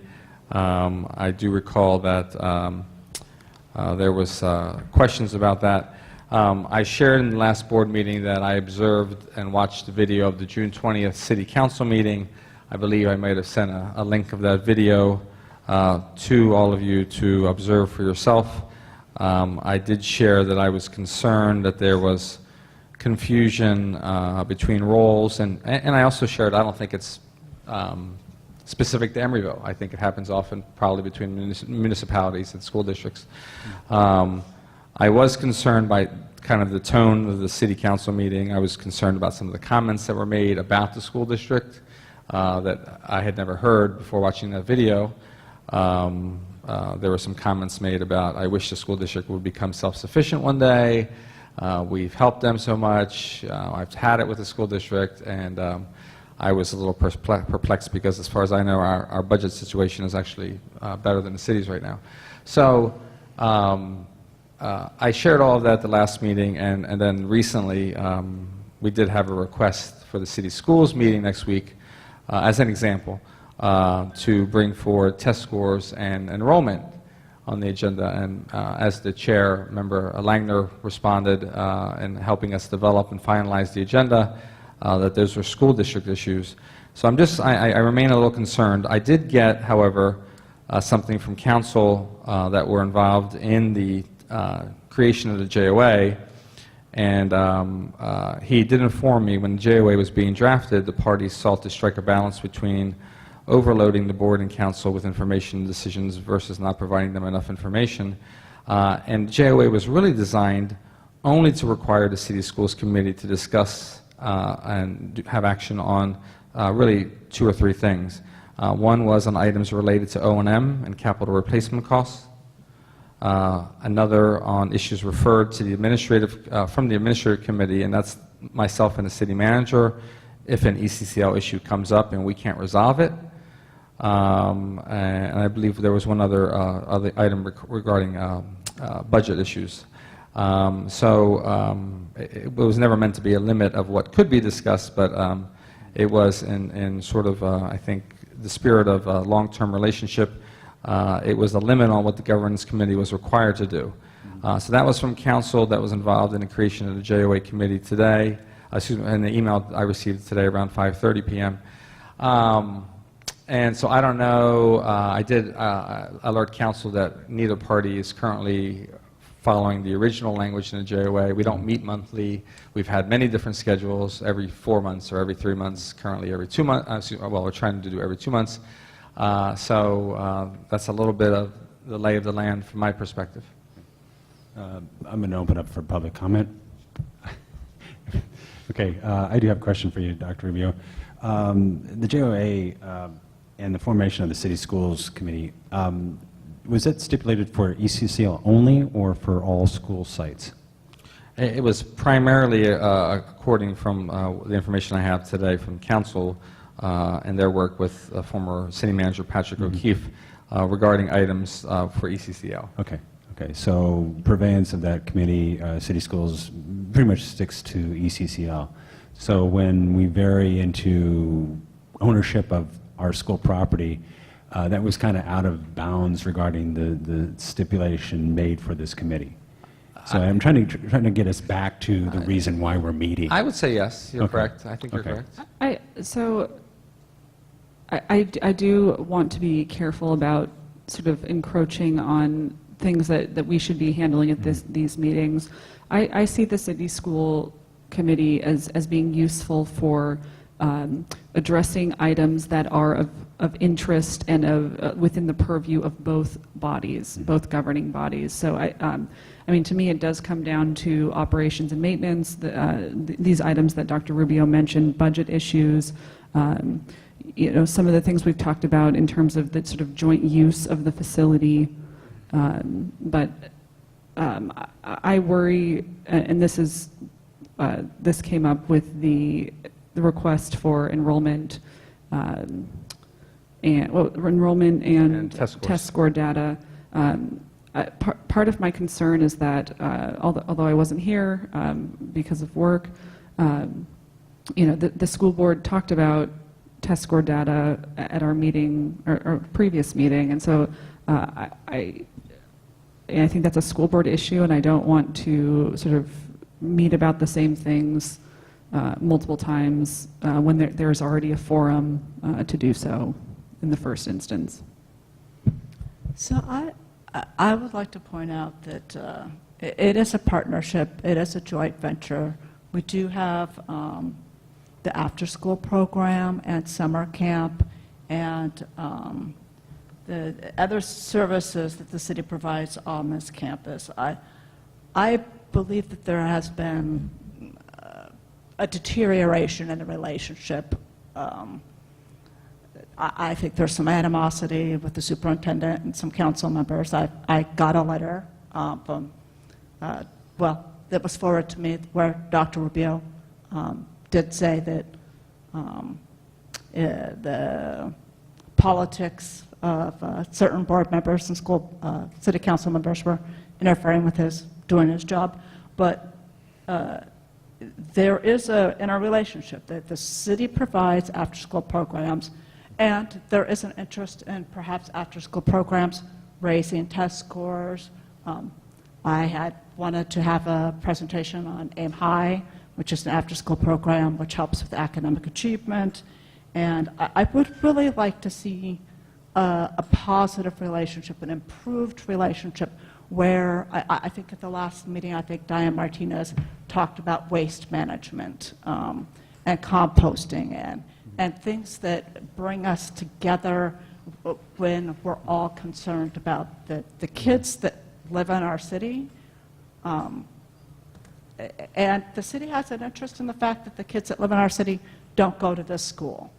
And that is one of the reasons why I think these issues about test scores or enrollment actually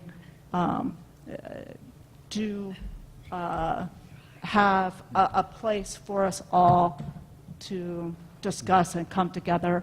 And the city would probably really like to see more Emeryville families choosing this as their school for lots of reasons. I just feel that there could be a positive effect from having meetings with a common goal, a common good, and not concentrating on what Superintendent Rubio wrote in his letter, ugly personal politics. Member Rich, I think I'm in agreement with you as far as what you've mentioned on the responsibilities or the items. It looked like it was falling into that operations. The majority of it were. And that's good to bring up because that's what we should keep in forefront because that's what we're charged to do as far as meet together to go over operations of this site. And that's through programming. Now, as far as the results of those programs, that's where you start, I think, getting into a gray area. This is my opinion, but that's where you start getting into a gray area. So, you know, what effect do these programs have on performance? Is it purely academic, or is it purely test scores? Is it just overall environment, and how do you judge that?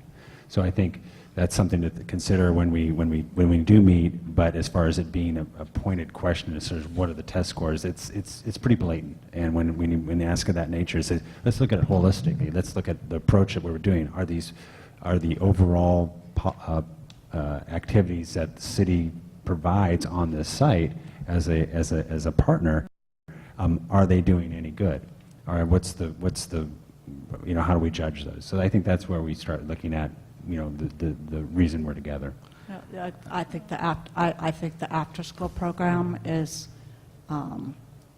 I don't think the school would survive if the after-school program was just gone. I mean, parents come here, they can't pick them up at the time. I mean, I think we have a pretty good enrollment in the after-school program, and they are the kids that go to our school. You know, it is something that I think we need to be positive about it. I think we need to stop being territorial and, you know, try to look at what's best for the kids and try to give people the benefit of the doubt that their intentions are good. And respectfully, I honestly, I can't buy that. I can't buy that argument. I think that we've been playing politics with our children for too long, and my main interest is that we make sure that we draw a line, a political line, so that it's not crossed, it's never crossed, so that we always all do the right thing for our children, and that's the main responsibility of the school board.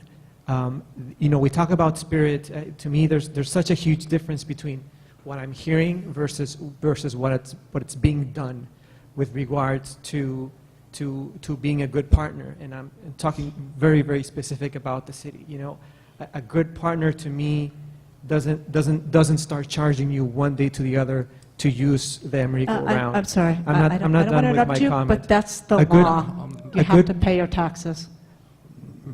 A good partnership doesn't try to take away your facilities from one day to the other, which has happened in the past from the city council. It's very tough for me to swallow that. It's very tough for me to believe that there's a genuine interest in the well-being of our children when what they say does not match their actions. And I respectfully, you know, I do welcome any item in that joint agenda, so long as it respects the jurisdiction. I think we spoke a couple of items there that do not belong. You know, they're out of jurisdiction, I think, from the city, and I think we should leave those topics out. And thank you, Bailey, for helping us achieve that. I think this meeting, the joint meeting with the city, can be a productive meeting, so long, again, as if we leave politics out of this, and if actions match what we are really saying. And if we really care, then those actions would match. So I do welcome any item in that that tries to achieve that in that way. I would respectfully add, Member Inch, I appreciate you talking about positive relationships, and I would politely add for everybody that my opinion on that is that it really does require mutual respect and courtesy, and there's not a lot of that sometimes in the past, and it worries me. So I appreciate you talking about positive relationships because it can be difficult, I think, when people aren't courteous to one another. I feel very good about my relationship with Pedro and the city manager, and Pedro's in the crowd tonight. He is our crowd right now. And we have a great relationship. And that's not to hide or cover up. I think, Member Inch, you're correct that there has been some tough feelings between the teachers regarding space and storage and stickers and on the cabinetry and those kinds of things. And Pedro and I and Brad and the city manager, we've all worked pretty hard to improve those. And I think relationships are actually on the upswing with the new principal and the new middle school and elementary principal. So I just want to make sure I'm explicit that if people are sincere about positive relationships, I welcome that greatly, but it does require courtesy.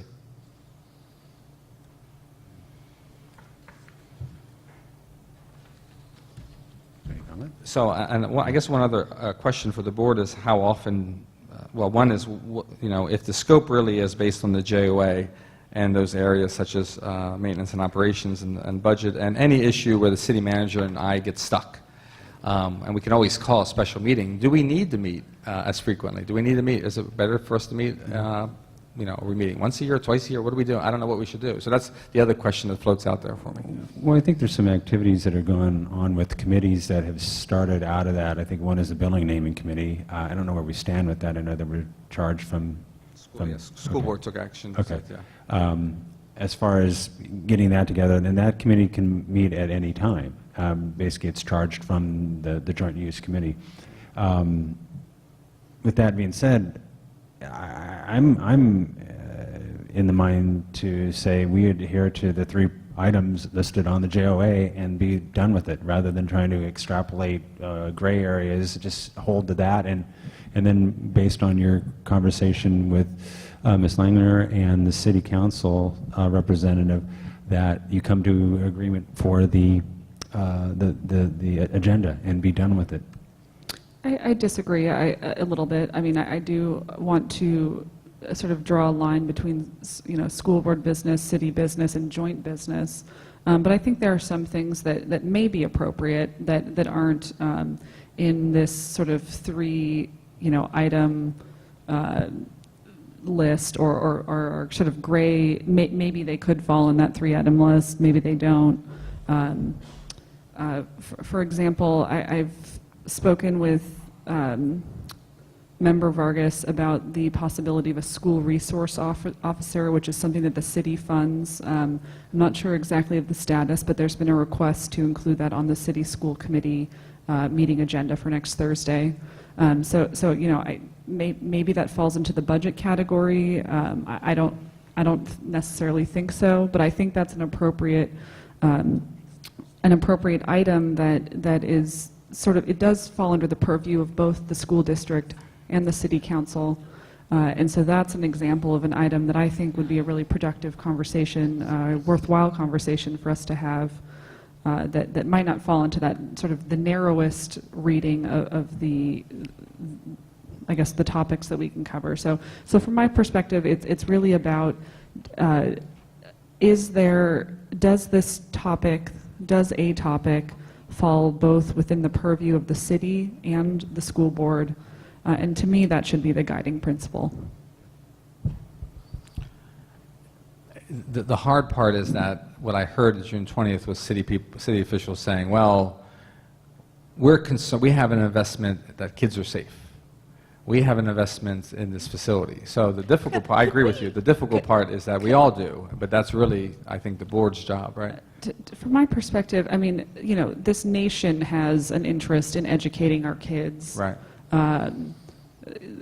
All elected officials, all people, and so to me, it's this board is responsible for educating our students. Will that sometimes involve bringing in the city? Yes, but it's not, it's our job to do that. That just echoes back to my jurisdiction, point where we just need to draw that line. There's one particular other item that I don't know whether it falls under these three. I think now that we are contributing to the Emory Go-Round, I would love to see a stop of the Emory Go-Round, stop here at ECCL. If we are contributing, then we have a much stronger say in this. And that to me is a topic that should be, again, a topic that shouldn't be politicized necessarily. We shouldn't let that happen. It's something that should make sense for the well-being of our community. And so it seems like that's another topic that I would want us to bring into that meeting. I agree, Mr. Vargas. I ride Emory Go-Around on occasion, and the multiple number of routes that have proliferated over the last 3 or 4 years, I think that they'd be able to create a route but we'd have to garner information from the district to say what routes would serve our students the best. So But to me, that's- again, yeah, we're getting into the weeds we're on getting that. into the weeds. I see your point. I think that's consistent with sort of the parameters I just described. From my perspective, I think 2 meetings a year to me makes sense, because that gives us a chance to check in and make sure things they're on track. If something comes up, we can call a special meeting, but from my perspective, that seems like enough where we're keeping in contact and we're checking in. But we are running the school, and the city is running the city. I would support that. Okay. With that in mind, then this is, I guess, in the purveyance of the actual board organization or the committee organization as far as subcommittees. I know we've created, like I mentioned before, we've created subcommittees for various tasks. And with twice a year, I think that's still a report to start, it would dovetail with that approach. Yeah. And again, if the city raises compelling reasons for us to meet more than that, then I'm certainly open to that. But that's sort of my starting point and where I'm at right now. And this is sort of just the preliminary discussion before next Thursday, from my perspective. Yeah. And then see how it works with the JOA, because I know we aren't technically abiding by it. And council did say we can change the city schools committee, as we have multiple times, so we can change it whenever we like as a committee, as the city schools committee. And to Member Langner's point, it was the JOA envisioned that the city manager and the school superintendent would resolve most of the items as needed, or the council members would tell the city manager, please bring this up with the superintendent. Or board members would say to the superintendent, please bring this up with the city, what's going on, we're hearing X.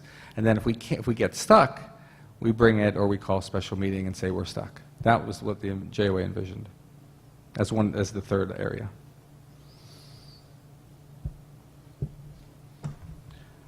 Anyone have anything else? Again, this is Well, preliminary, so. Yeah, Was it preliminary? Or? It's preliminary. If there's a consensus for the board, it Okay. sounds like there could be a consensus that you feel like twice a year is enough.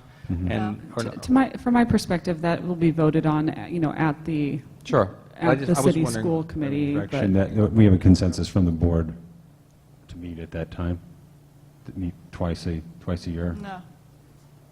I mean, that's. Again, I don't think we need to from my perspective, we don't need to form a consensus. Has the city council, are they coming in as one unit to the meeting? I suspect there's some variance in their positions. It's just, a chance for us to talk amongst ourselves about our thoughts. Yeah, this was, to your point, yes, this was meant to be an opportunity for you to speak together as a board before the city schools meeting when the same topic comes up next Thursday. I think it should be agreed upon between the city schools, the city and the school, as to when we should meet.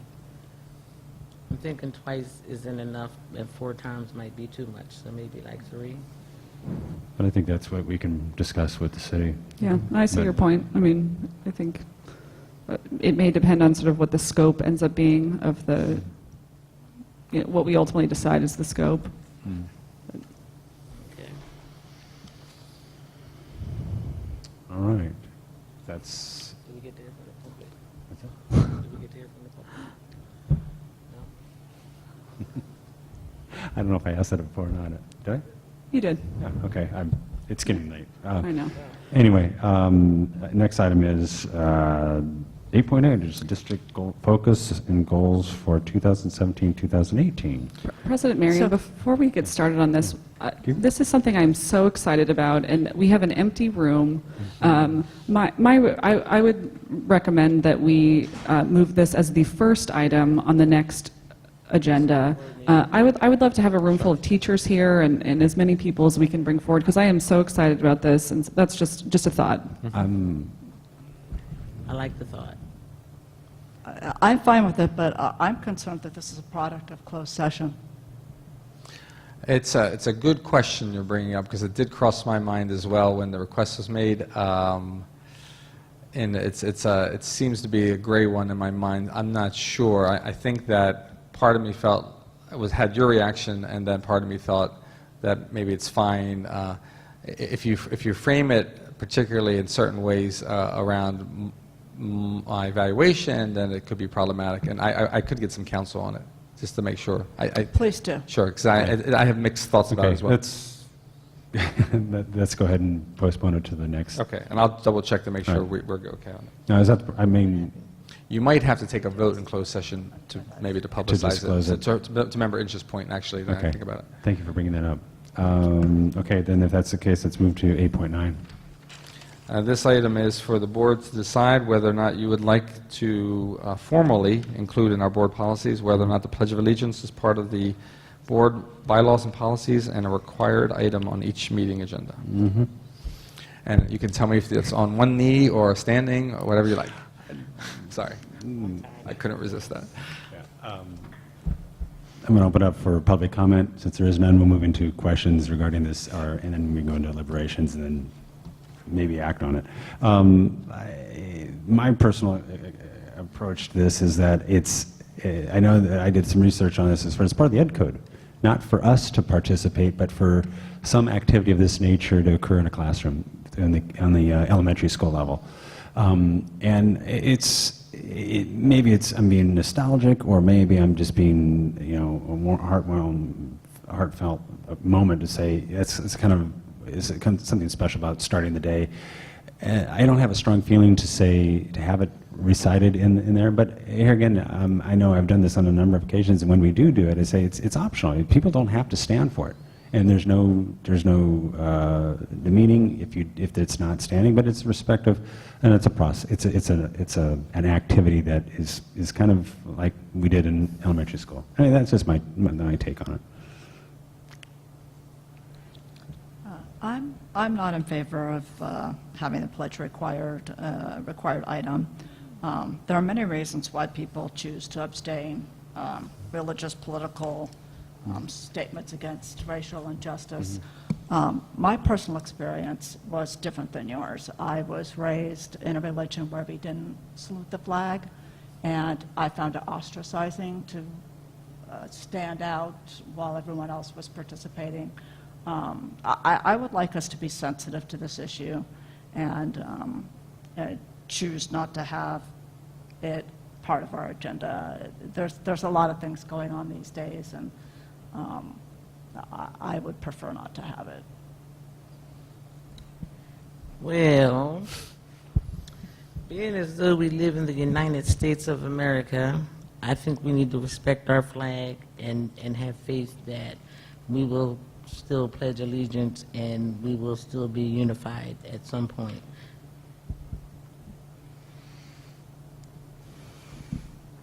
I think that now more than ever we need to be united, and I think the flag unites us. I do respect the difference in opinions, and down to your point, there are ways to address that. For example, like we mentioned, it's not mandatory. You don't have to stand. You can. There are various ways to deal with those either perspectives or sensitivities or points of views. Whatever they may be. So I very much would love to see us continue to say the pledge, the Pledge of Allegiance. I educated myself in terms of the background, how it came about, who created it, and I feel proud. I feel proud that we do this. So that's my perspective on that subject. Ms. Langner? Yeah, I think this is an interesting issue. I personally am proud when I do the Pledge of Allegiance, and when I say the Pledge of Allegiance, and I don't see it as being a pledged.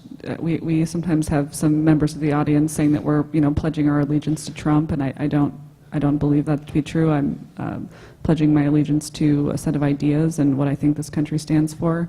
But I also, Member Inch, I respect your position, and I don't think we should sort of force people to choose or sort of alienate people for different reasons.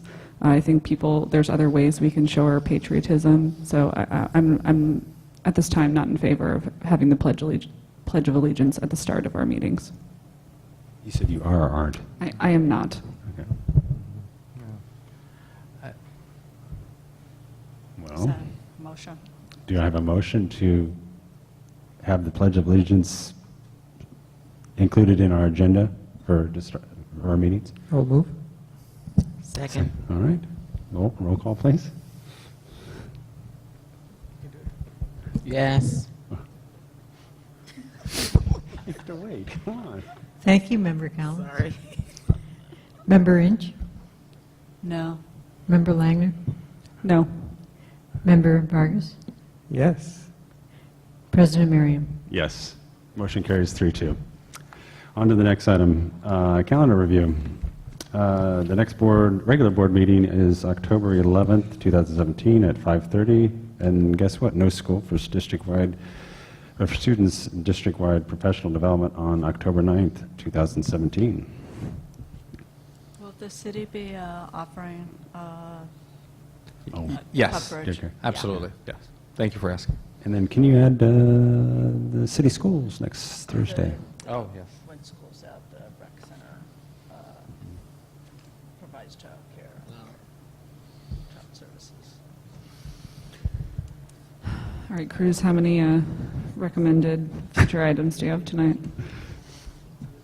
I'm glad you bring that up, babe. No, I do see some items that, again, just fell off the cracks. Unfortunately, I don't recall them. I think I remember AIM High as being one of them. That was one of the future agenda items that We're definitely missing right? some or many. Yeah, some were resolved, and then, Ms. Tamery, maybe we need to go back and check the previous notes. Mhm.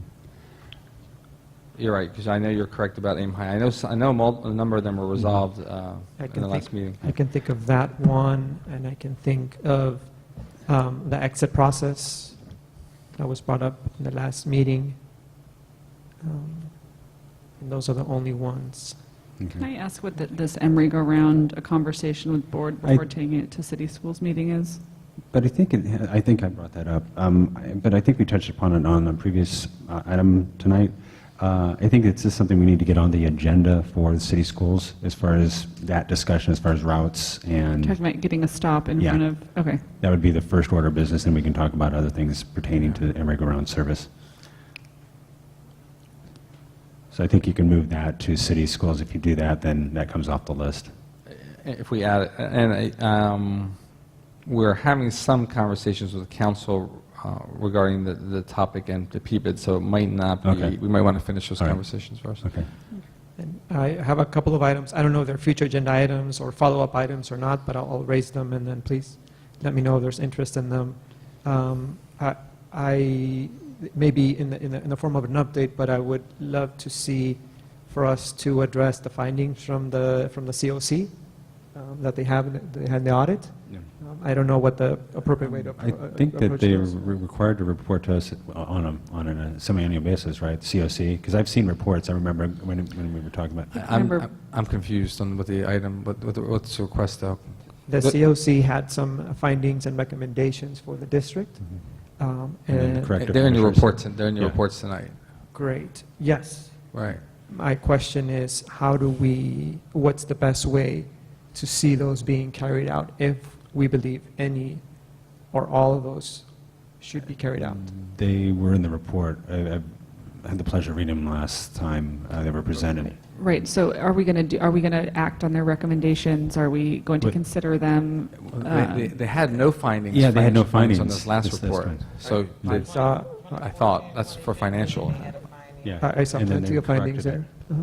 Yeah. 2014 and 15, they had a finding. A couple, yeah, two years back. That's possible. Yeah, I don't doubt that. If you read the two reports. So again, I don't know, absolutely. So I don't know what the right, I don't think necessarily it's a future agenda item. It could be. Maybe it's just a follow-up item for John to help us. Could we put a request into the COC committee for that? Well, I think No, the findings, the COC provided their findings in the reports. It is up to us to decide whether we're going to follow those recommendations or not, or address them. And my question is... You're correct. I'm just thinking, I'm just trying to figure out. I think it might make sense sort of offline, for you or us individually to look at those and see, if there are individual ones that you want to see brought back to the board, or, Don wants to see brought back to the board, or whoever. I would maybe prefer that John would look at those findings because they're addressed to the district. And so have John potentially recommend any next steps on those. I can do that. Yeah. Yeah, that sounds good. All right. So I know the list is getting pretty long for future agenda items, but a parent did come here today and talk with us about what our policy on tardiness and tardy slips, and that seems like possibly a quick fix to create a better policy on that. And it also led to one of the issues that we talked about is parking and parents being able to drop off their children in a timely manner. With this street being as busy as it is, but if we could address our policy on tardiness, and as somebody also pointed out, financially, I think we lose out when children are reported as tardy. I'm not sure if I'm correct on that, but it's something we need to be a little less. We need to be a little bit more understanding of the parents trying to drop off their kids. I think that the tardiness is something that I'd like to learn more about. I would request, as part of that, I'd like to hear from the principals as to sort of the rationales behind the policy. I think it's possible there could be important reasons why they have that policy. Maybe not.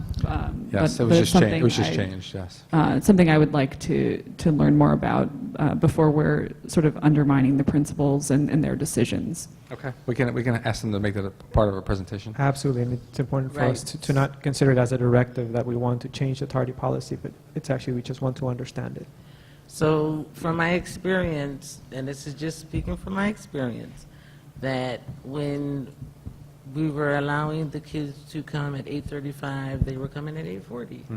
If we were allowing them to come at 8:40, they were coming at 8:45. It was worse than that, yeah. When we were allowing them to come at 8:30 with a 5-minute grace period, then they would still come 5 minutes after the grace period, or even more. Some kids, up until 9 o'clock, they're still coming to school.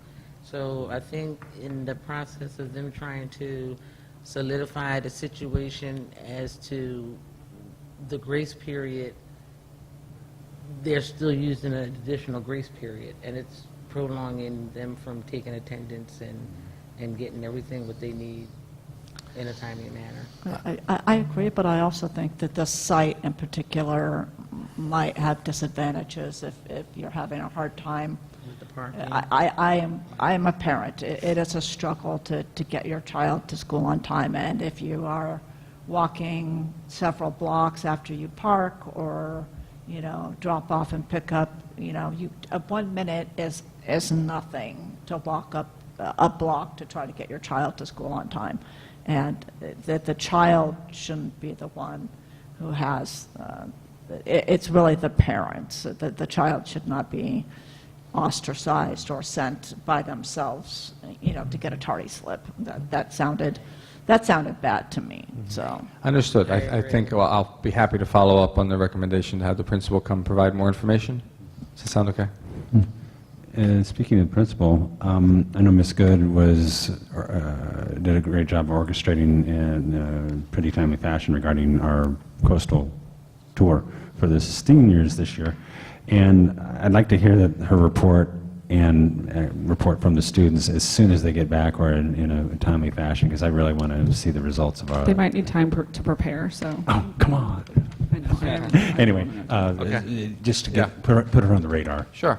I think we mentioned it, but yes. I have one other one, and this has maybe come up tangentially, but we've had several requests about a science adventures for girls, for boys. So exploring, how we can, math and science are so important. So, how can we really be, the school for math and science? And I think one way is to expand our sort of extracurricular science and math opportunities for everyone. Got it. I would support that, and to me, that was part of the intent in future agenda item 6, but I'm glad we are clarifying that. And we just got an email from them today with some ideas, so it may include boys, but if not, we'll ask about that. Okay. All right. If there's no other future agenda items, we will move on to the board reports and announcements. The only thing I want to say is just that I had the opportunity to attend back to school night, and I spoke to several teachers and a few parents, and I just thought it was a nice event and well run. I did hear, I think the school did a pretty good job of publicizing, the times and everything. I saw a few parents sort of, especially in the high school ended first, and maybe in future years consider tacking on a half hour to that. I think some people were sort of struggling to get there by the end. Making the high school one longer? Yeah, and it was something that Miss Good and I talked about. Okay. Sort of at the end, there were a couple parents coming up to her, saying, "Where are all the teachers? I want to meet them." And it had just ended. So, and that one in particular, since it ended the earliest, and people may have had trouble getting back from work or other commitments. Okay. I also attended back to school night. I walked 3 of the 4 floors and got into every single room, tried at least to wave at every single teacher. I saw, 6th grade classes were packed with parents and families. In other grades, there was definitely more opportunity to see more parents. I would love to see more parents there. The general consensus is that I see a lot of positive energy. I see a lot of parents that want to do the right thing for the children and want to give them opportunities to succeed. I see teachers that want to see the children succeed across the board. And I would just like to reiterate, have us continue to help our children be excited about college. I would love to see something very, very specific on that regard, and I'll connect with you, John, and with Ms. Good, so that we start with high schoolers, and then it trickles down. But there's a lot of positive vibes. I spoke to kids. They want to go to college. They have. We have to help them. So we have to make sure that we give them all the tools available for them to succeed. I also heard a couple of items that we could work on. They range in nature, and I will share them, as time progresses. The only one that sticks out right now is that parents, especially in 6th grade, they're asking about the lockers. The lockers, yes, they want to use the lockers. I saw kids with very, very heavy backpacks. Yeah. We are working on that. So they're being overnighted, actually, but it's still next week. They had questions around that, so I just wanted to bring that up. I'm sure that's work being done. Yeah. So that will go a long way with parents, I'm sure. Absolutely. Thanks for mentioning it. Any other? I think Tony Thurman passed a bill where the student reps, their votes will be recorded. I know we already do a pretty good job of recording our student representative votes, but he did pass a bill that would be something the school boards would follow through on. And I hope that we continue to follow through on recording our student member votes. Did you say that the bill requires student votes to be recorded or not to be recorded? To be recorded. Got it. They are recorded, but not counted. Right. Okay. Yeah, no, absolutely. That makes sense. Yeah. Member Collins, are you with us are you going to be out for a little, if you don't mind me asking, I don't recall, did you have I know you had some scheduling issues coming up, or we'll see in... She thinks she's invincible, and she thinks she's going to be at the next meeting, but... All right. To be determined. Okay, sorry. Okay, if that's the case, So I do have a quick community announcement, and I was going to have the student reps presented, but they're not here since they're on their college tour. But to make a difference in the community, KBLX is doing a diaper drive, and it's going to be held here in Emeryville. The whole purpose is to try to fill up a truck that has been donated by Target, and the drivers from the unions will take it to Houston to help those in need. So they're collecting from Emeryville residents in the community and all their listeners. And I wish I would have known about it a little earlier so we could kind of get our parents and our students aboard. But hopefully in the future we can kind of engage a little deeper in the stuff that's taking place in the community of Emeryville. But Friday, if you're out and about, we're please try to make an intention to stop past Target and drop off Pampers. So it's from the truck to their butts, they're saying, straight to people who need, and they're asking for adult diapers as well as infant diapers. Thank you. Thank you. If that's it, then we will adjourn.